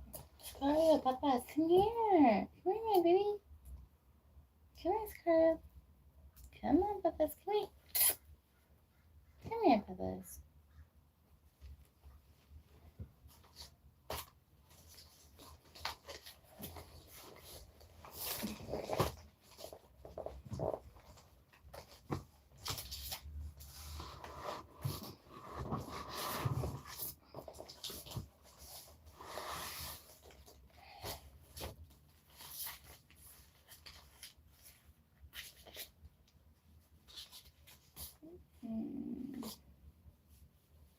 Odell.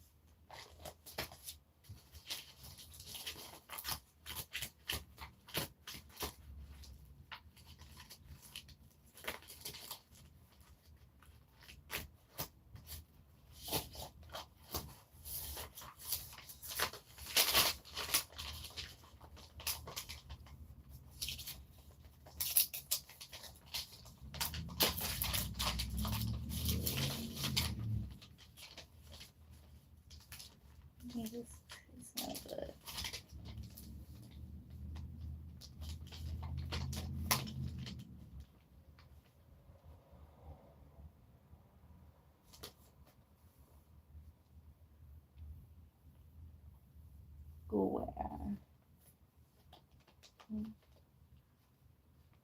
Where's Tag Shop?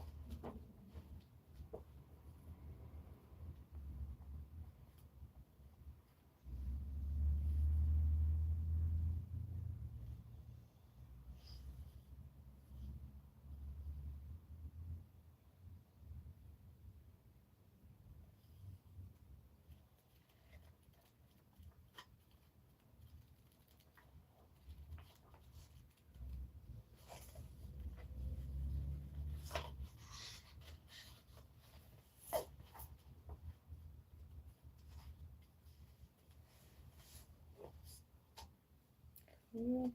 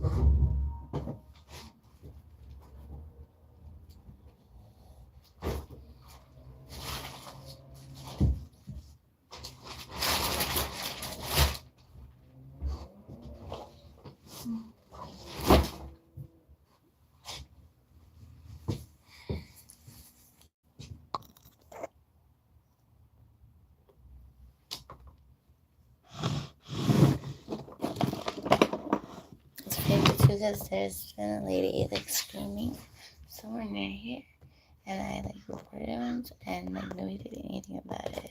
And like I see them drive down the street while it's happening, and like it's just like what the fuck, you know? The one time I did call, it was hella bad, and they didn't even go up to the door. They just sat there. Like she was like getting tortured, and it was crazy. It was hella wild. So I had like these clippings from like my family, and pretty much like my family, they have had like run-ins with the Nelsons for years.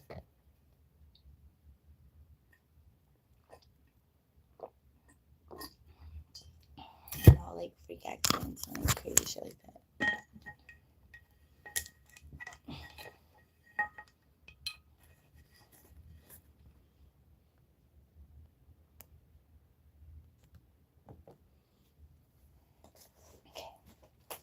I'm gonna put this away.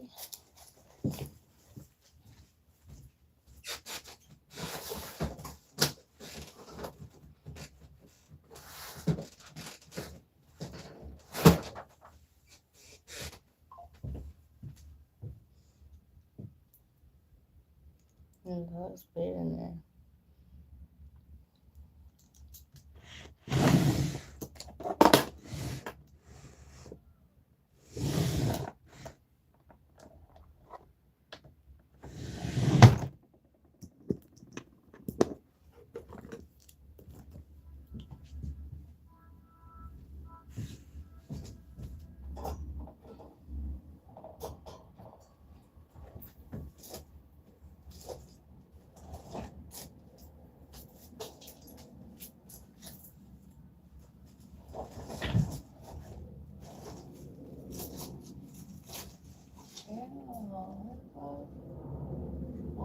Oh, that's disgusting.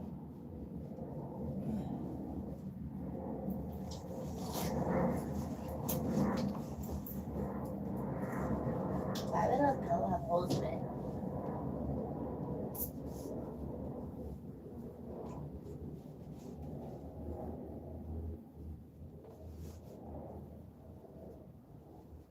I think that pillow needs to go. I'm not good with pillow, fuck. I guess I'll just gel bed it.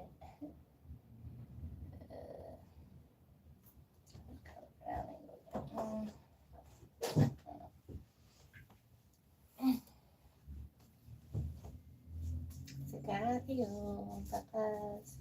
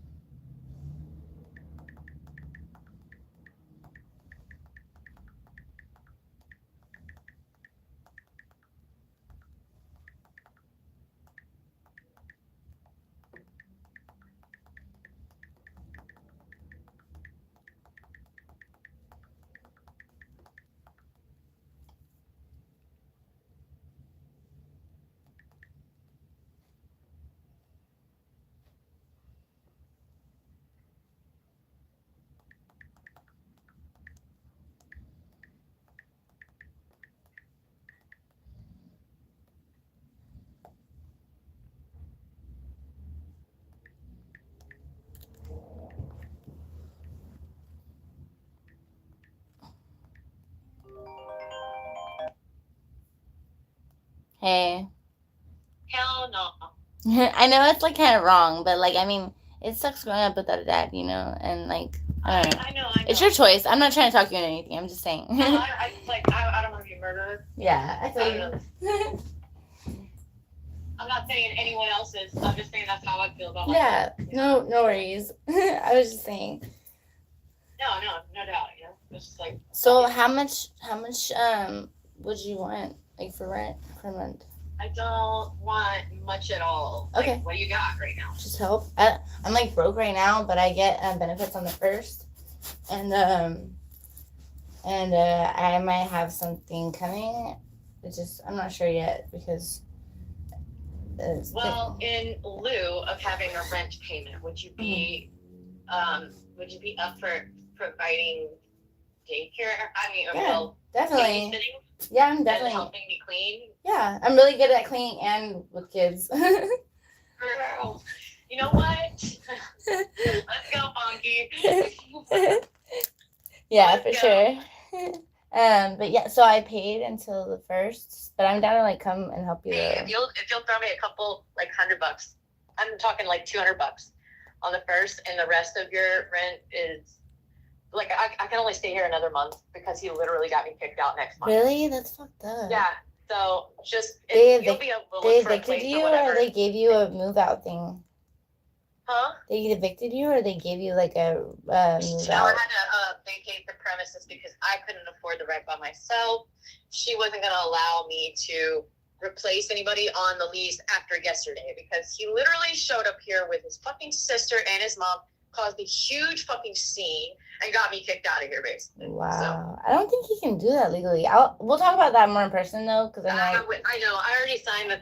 You know, she said she hasn't had commotion like that here in 2 decades. Yeah. Like, yeah. So I know a lot about renters' rights too. You know? Yeah.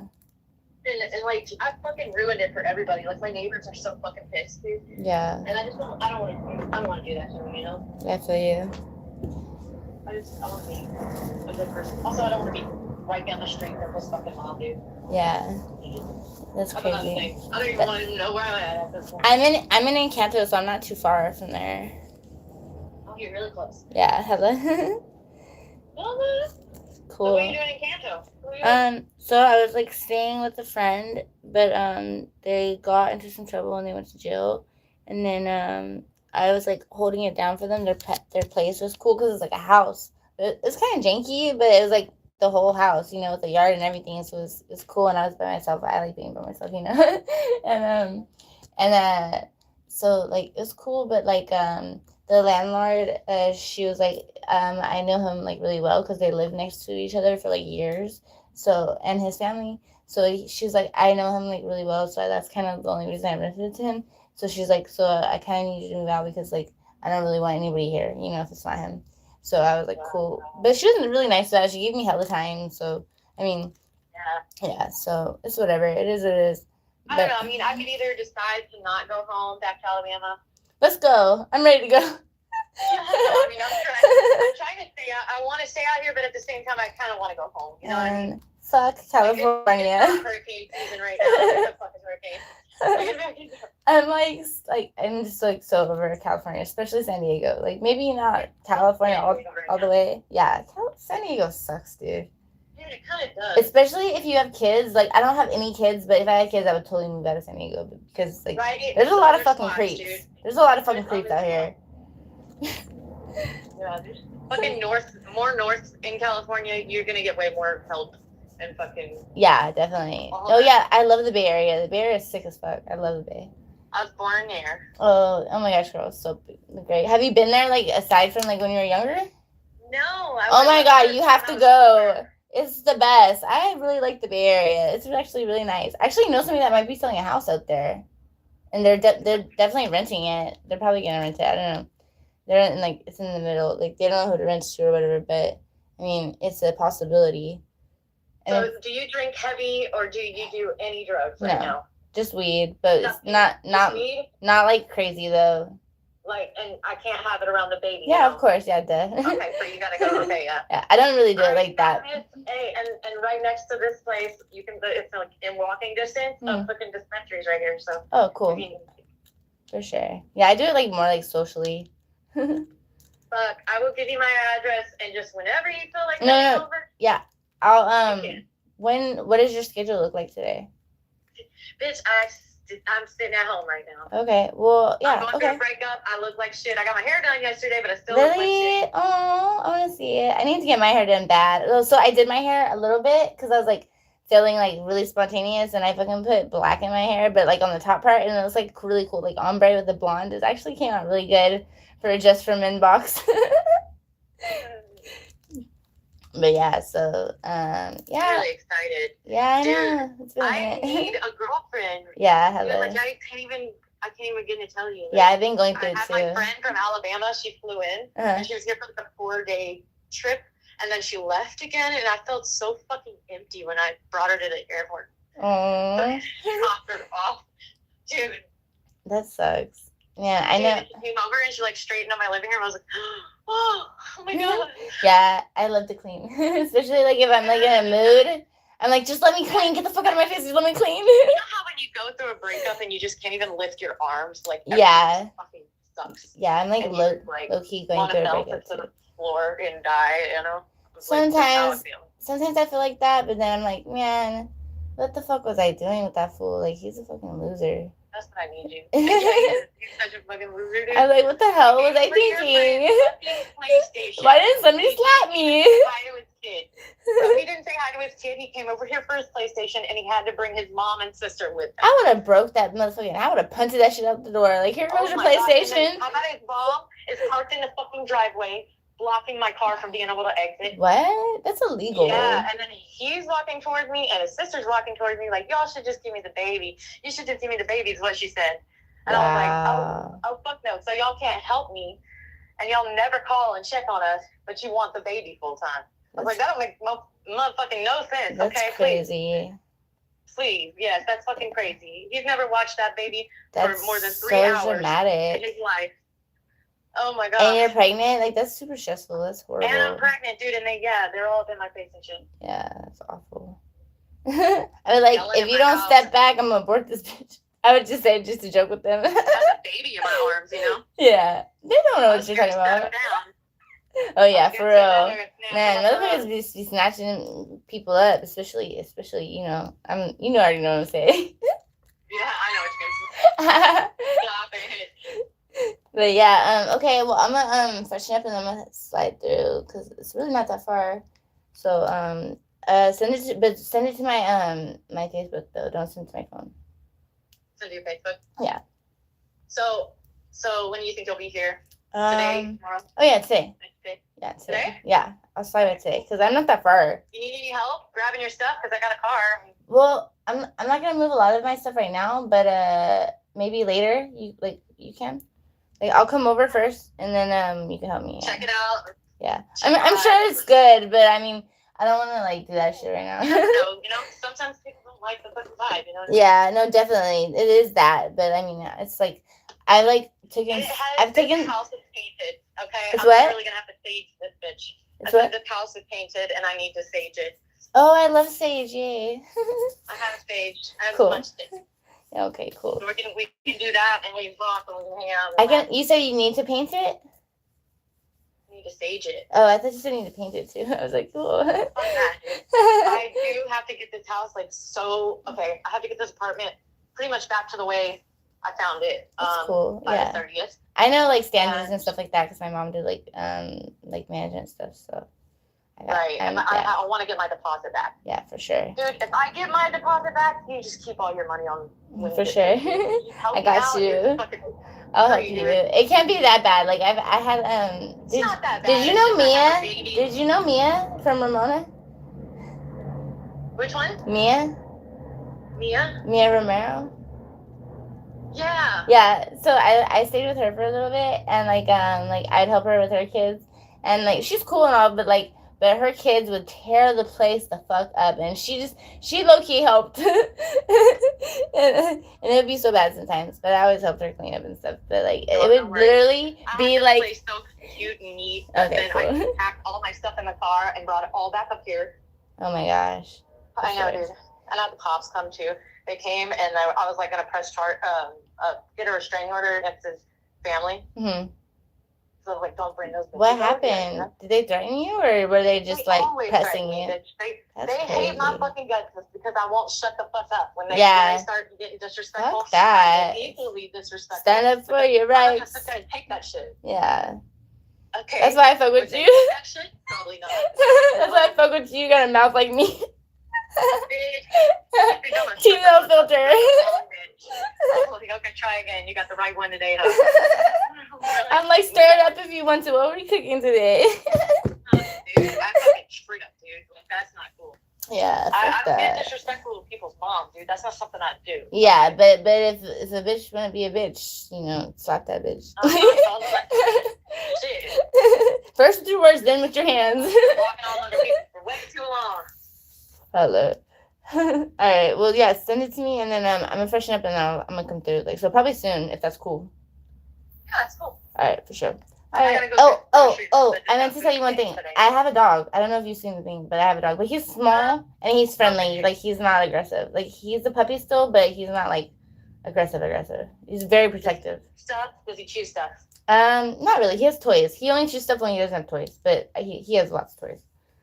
Do you know how to train dogs? Because I could train a dog for you. Really, I would love to help with that, but he's pretty good. He's like, for the most part, he listens. Is he potty in the house? No, he's potty trained for sure. That's great. He wouldn't dare because he knows I'll put my foot in his ass. Literally. How big is he? Huh? How big is he? He's small. He weighs like 30 pounds, but he's like small. Like, or he's like Send a medium. picture. I'm gonna bring him. Is that okay? Send a picture first. Okay, I'll send a picture. All right. Okay. All right. Bye. Bye.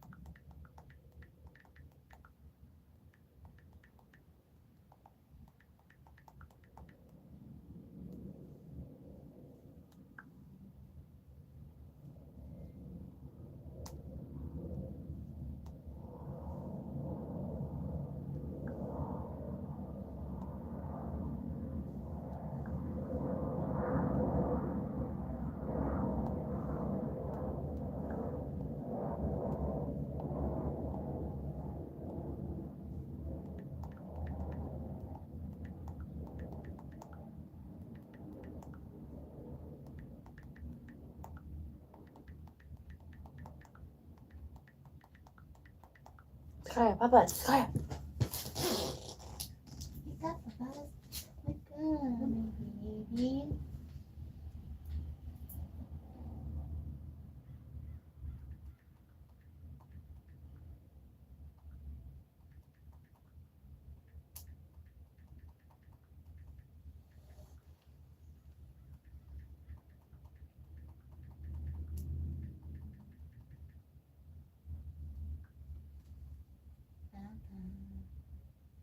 Baby. Boy.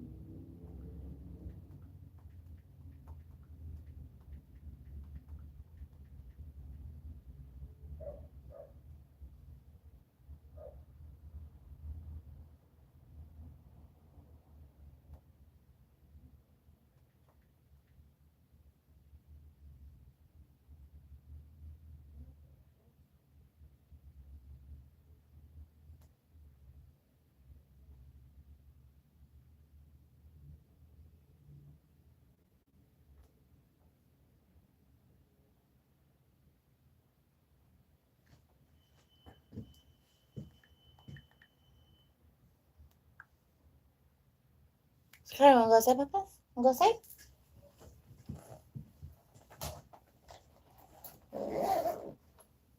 We'll do this later. Let's put my name on it.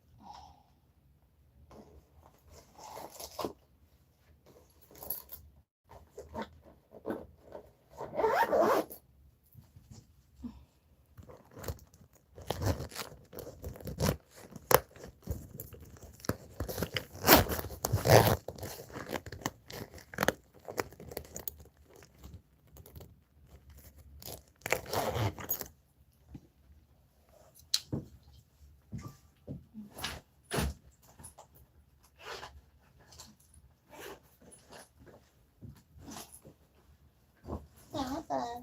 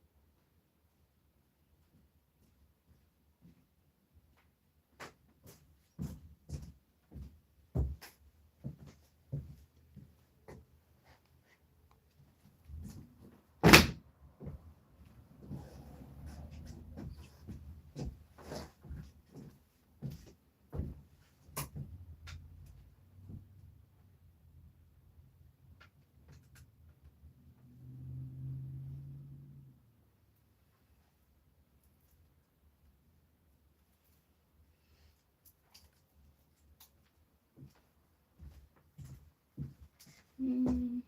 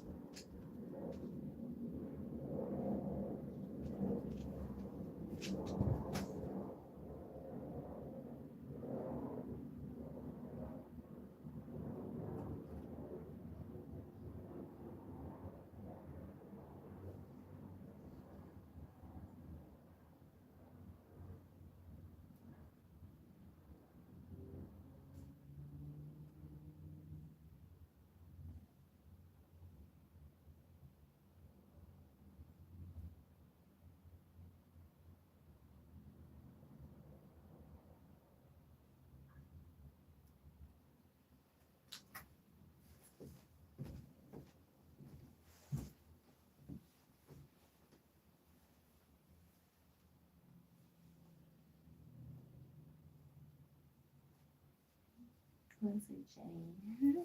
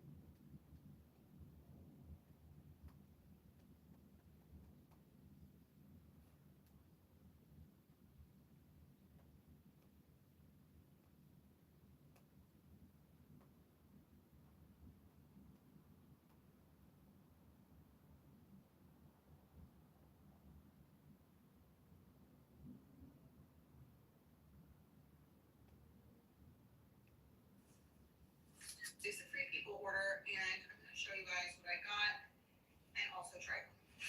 First, got this little flag shirt. Ooh, that's kind of cute. You can wear it over the merch.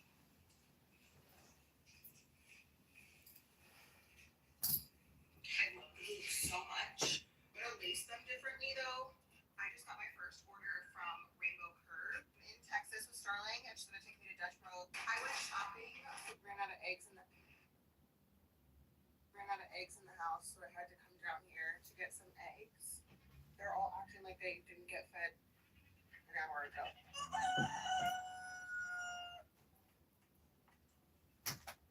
Got a couple layers. Got a dozen. So off we go.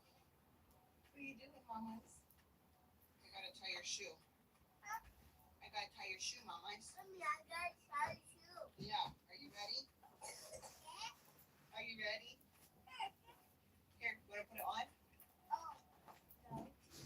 No? I'm not good at nail transitions. Like, this looks all good and gravy, but like, we need a like moment. And now I'm gonna go get my nails done. Come with me to get my nails done.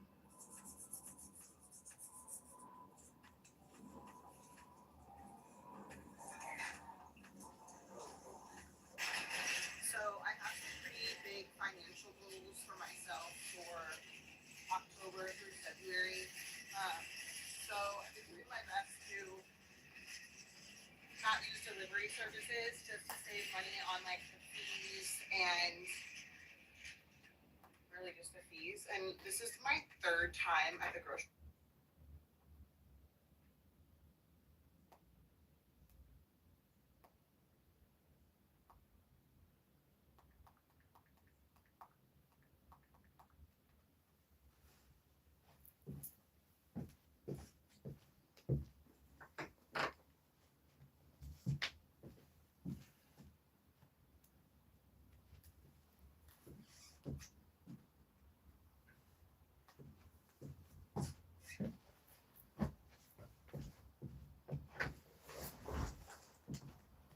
Really? I know that you didn't fall all the way over here. Wow. Yeah, never mind.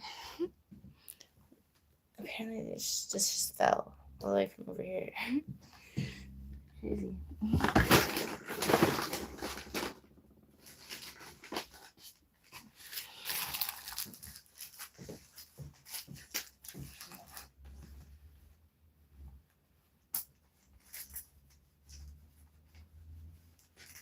Mario! Papa! Yeah. There you are.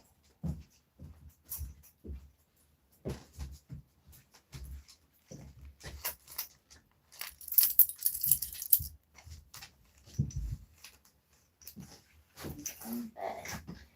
Yeah.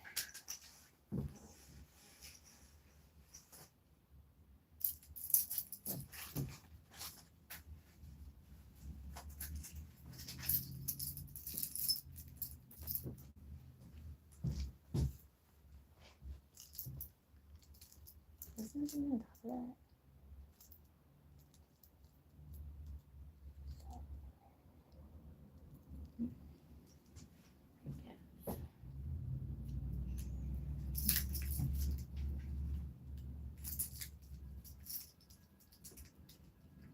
Hurry up, Buzz. What's wrong? What's wrong, Buzz?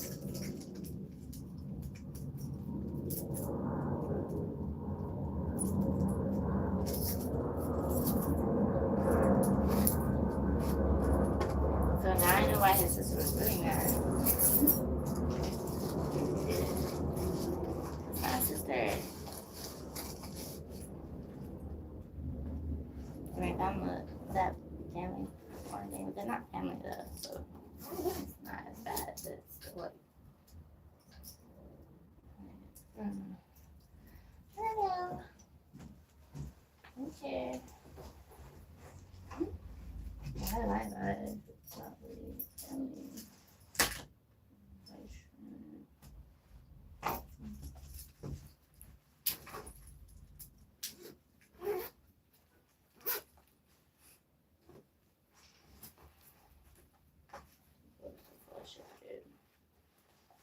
I was like looking at YouTube and it said, watch this ASAP. You have something in you. I'm like, oh shit. Like, maybe that's why I was bleeding out.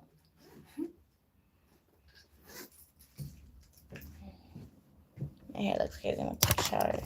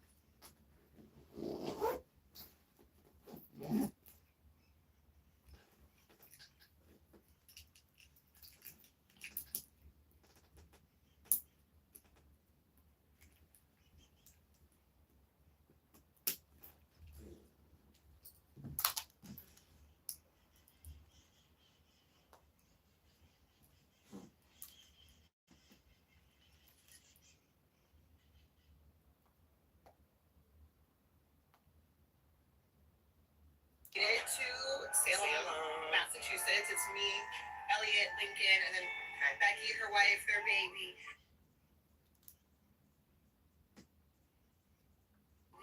And their best friends, and we're so excited to be here. This is a coordinated outfit right here.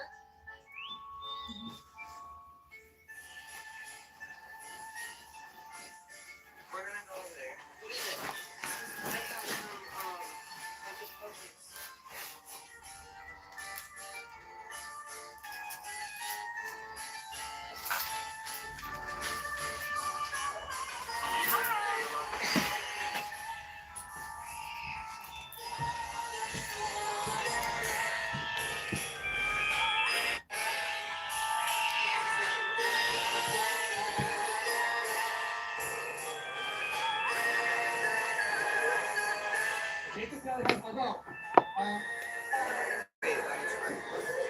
Oh wait, can we get Lincoln and I are in the hotel waiting for Elliot to get out of the shower so we can go to breakfast. And so far, my thoughts on Salem are that it's so much bigger than I thought it would be. And I know I just thought it was going to be a lot smaller, a lot more narrow. There's way more people here than I anticipated. And but it's been really cool. We did the witch's house, we did the trolley tour, and then today we're doing the witch's dungeon and a walking tour, which I'm really excited about. While in Salem, Massachusetts, I was told to try the cornbread ice cream.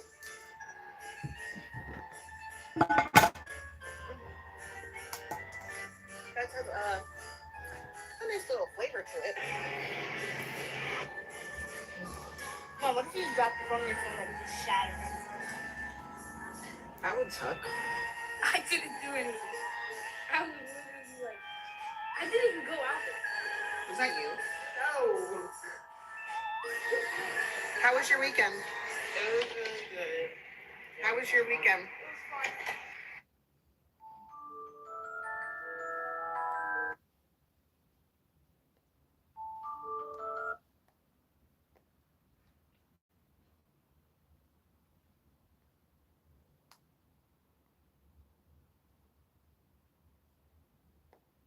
Let's go get our neck chopped off.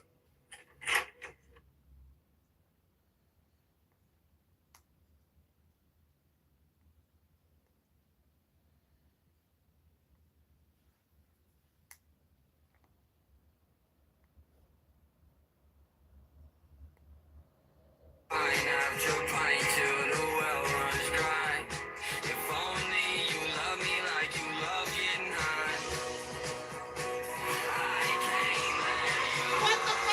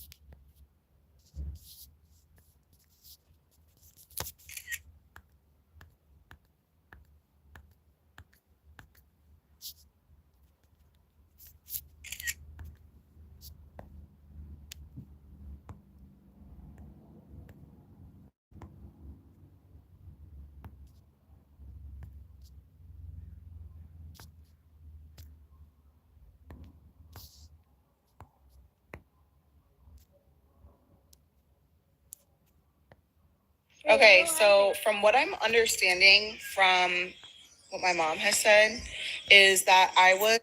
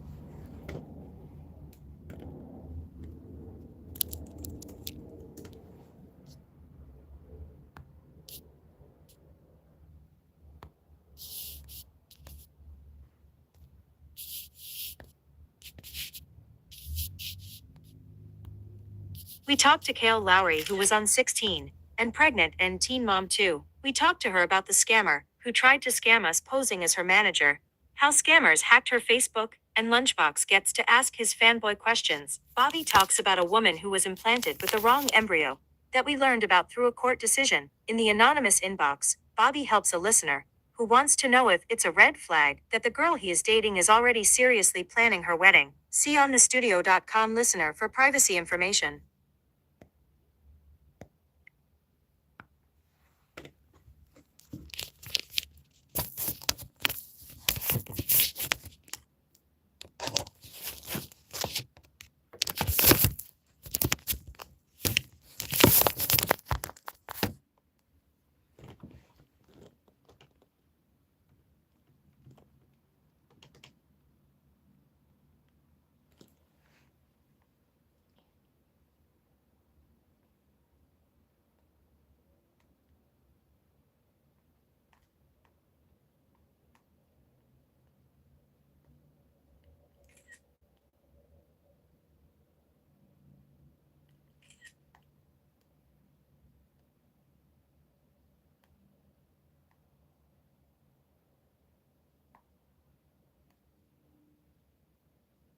Caught in between a rock and a hard place. Tears rolling down in your face as I walk.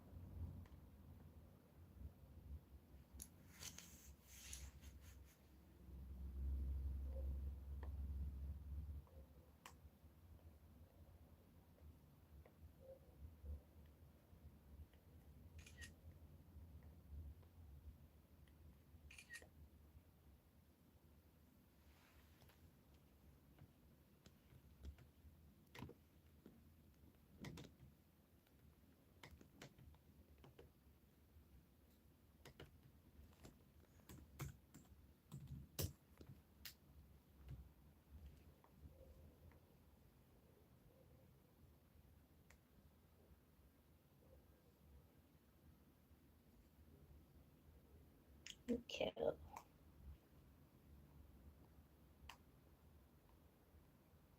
We got babies everywhere.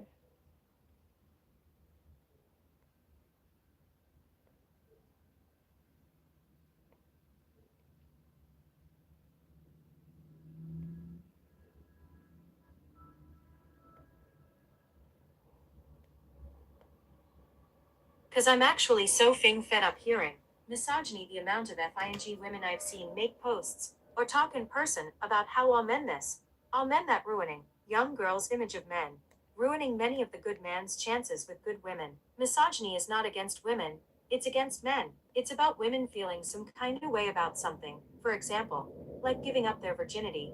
Elva seen multiple posts on different social media.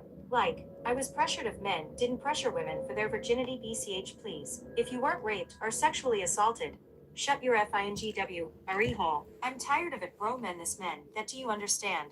That most boys have no idea what to do with girls. Did you also know studies have shown more female teenagers, 15.9%, initiated sex earlier than male teenagers, 10.6%. Absolutely diabolical to say. I was pressured into losing my virginity if you weren't assay or raped. Thanks for coming to my TED Talk. P.S. My first girlfriend put my hands on her boobs during makeout, and my second was giving me handies and blowies, shoving my hand in her pants, begging me to finger her. Neither was pressured. Neither was ever even asked for. Apologies to the family that read this. And I never even got to saying how I feel about these parents letting these young girls out the house wearing nothing. I do my best not to pay attention. However, I want to say, letting your little girl leave the house like that? You're the problem. If she gets kidnapped or SA or raped, it was your responsibility as a parent to protect your child's innocence. Letting them watch YouTube all day, letting them dress like influencers on social media. The parents are the problem. It's literally your responsibility to protect your child, letting them dress like less and scamps before they're even old enough to think about relationships.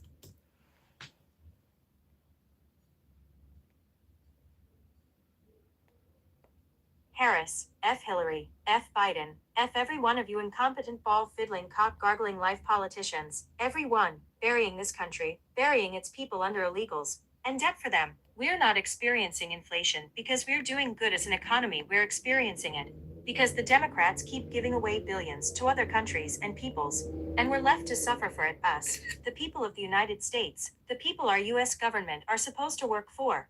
We're just the slaves in their well-oiled machine. We are a capitalist utopia. Our country is built on the backs of its people, and our mentally handicapped government is supporting illegals and not US. We haven't followed the Constitution since 1868. Wake up, take back our country, make America great again.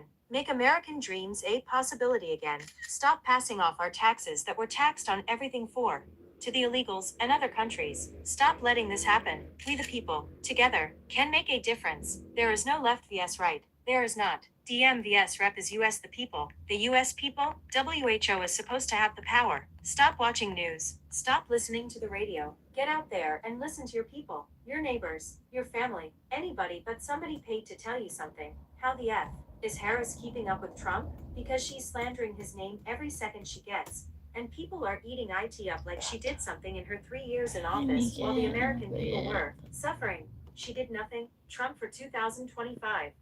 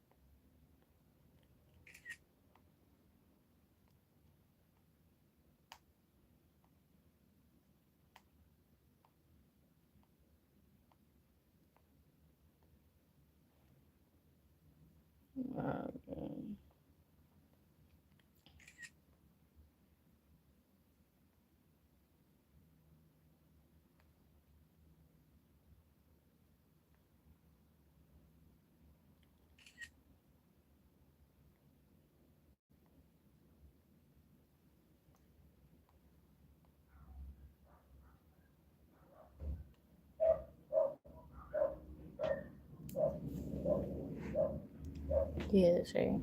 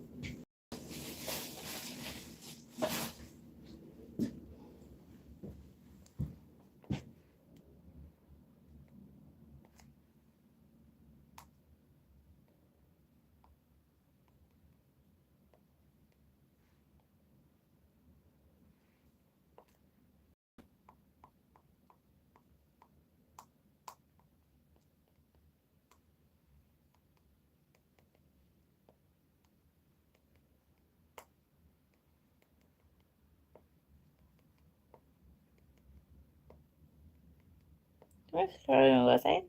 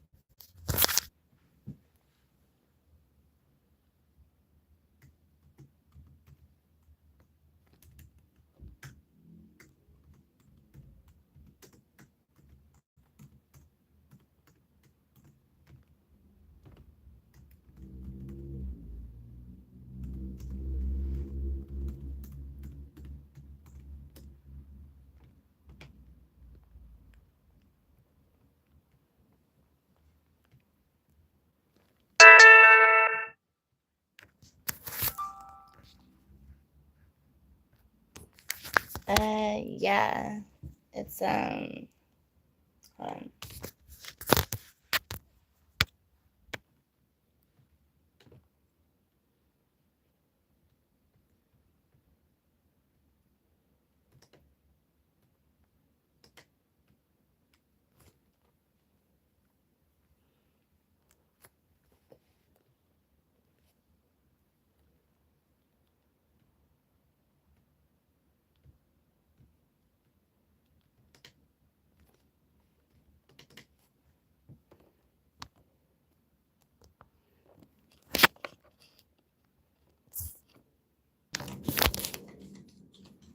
It's at Goddess Kalima.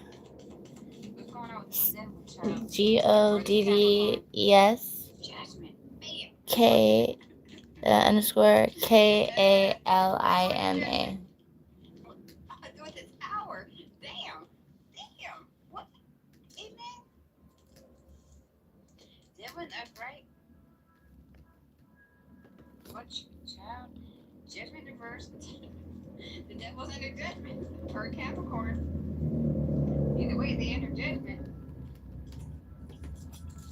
This toxic individual.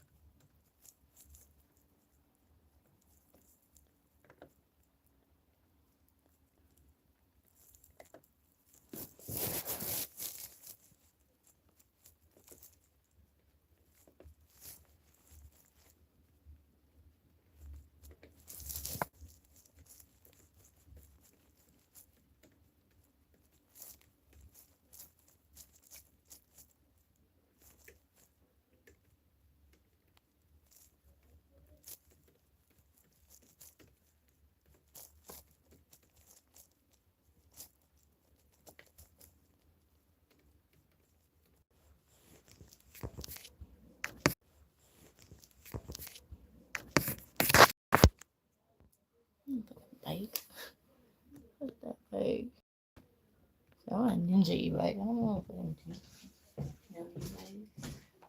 shit, I don't even know that. But I think so. You told me way more money than that. Way more.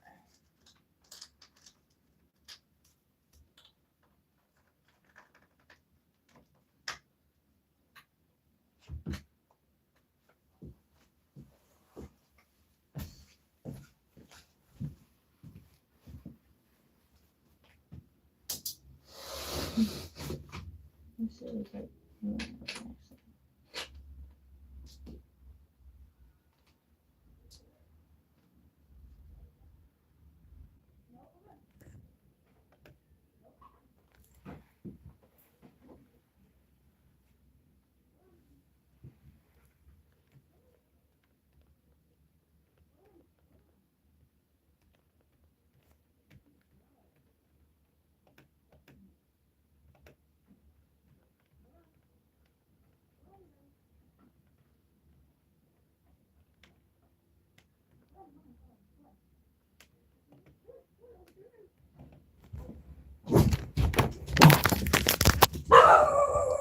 Sicario!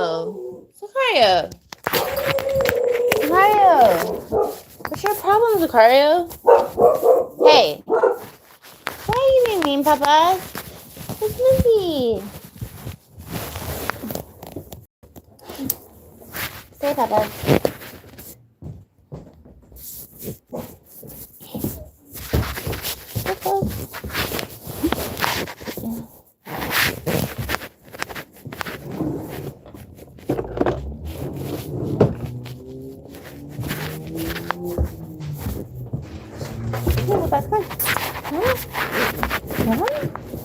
Come on, Papa. Stay.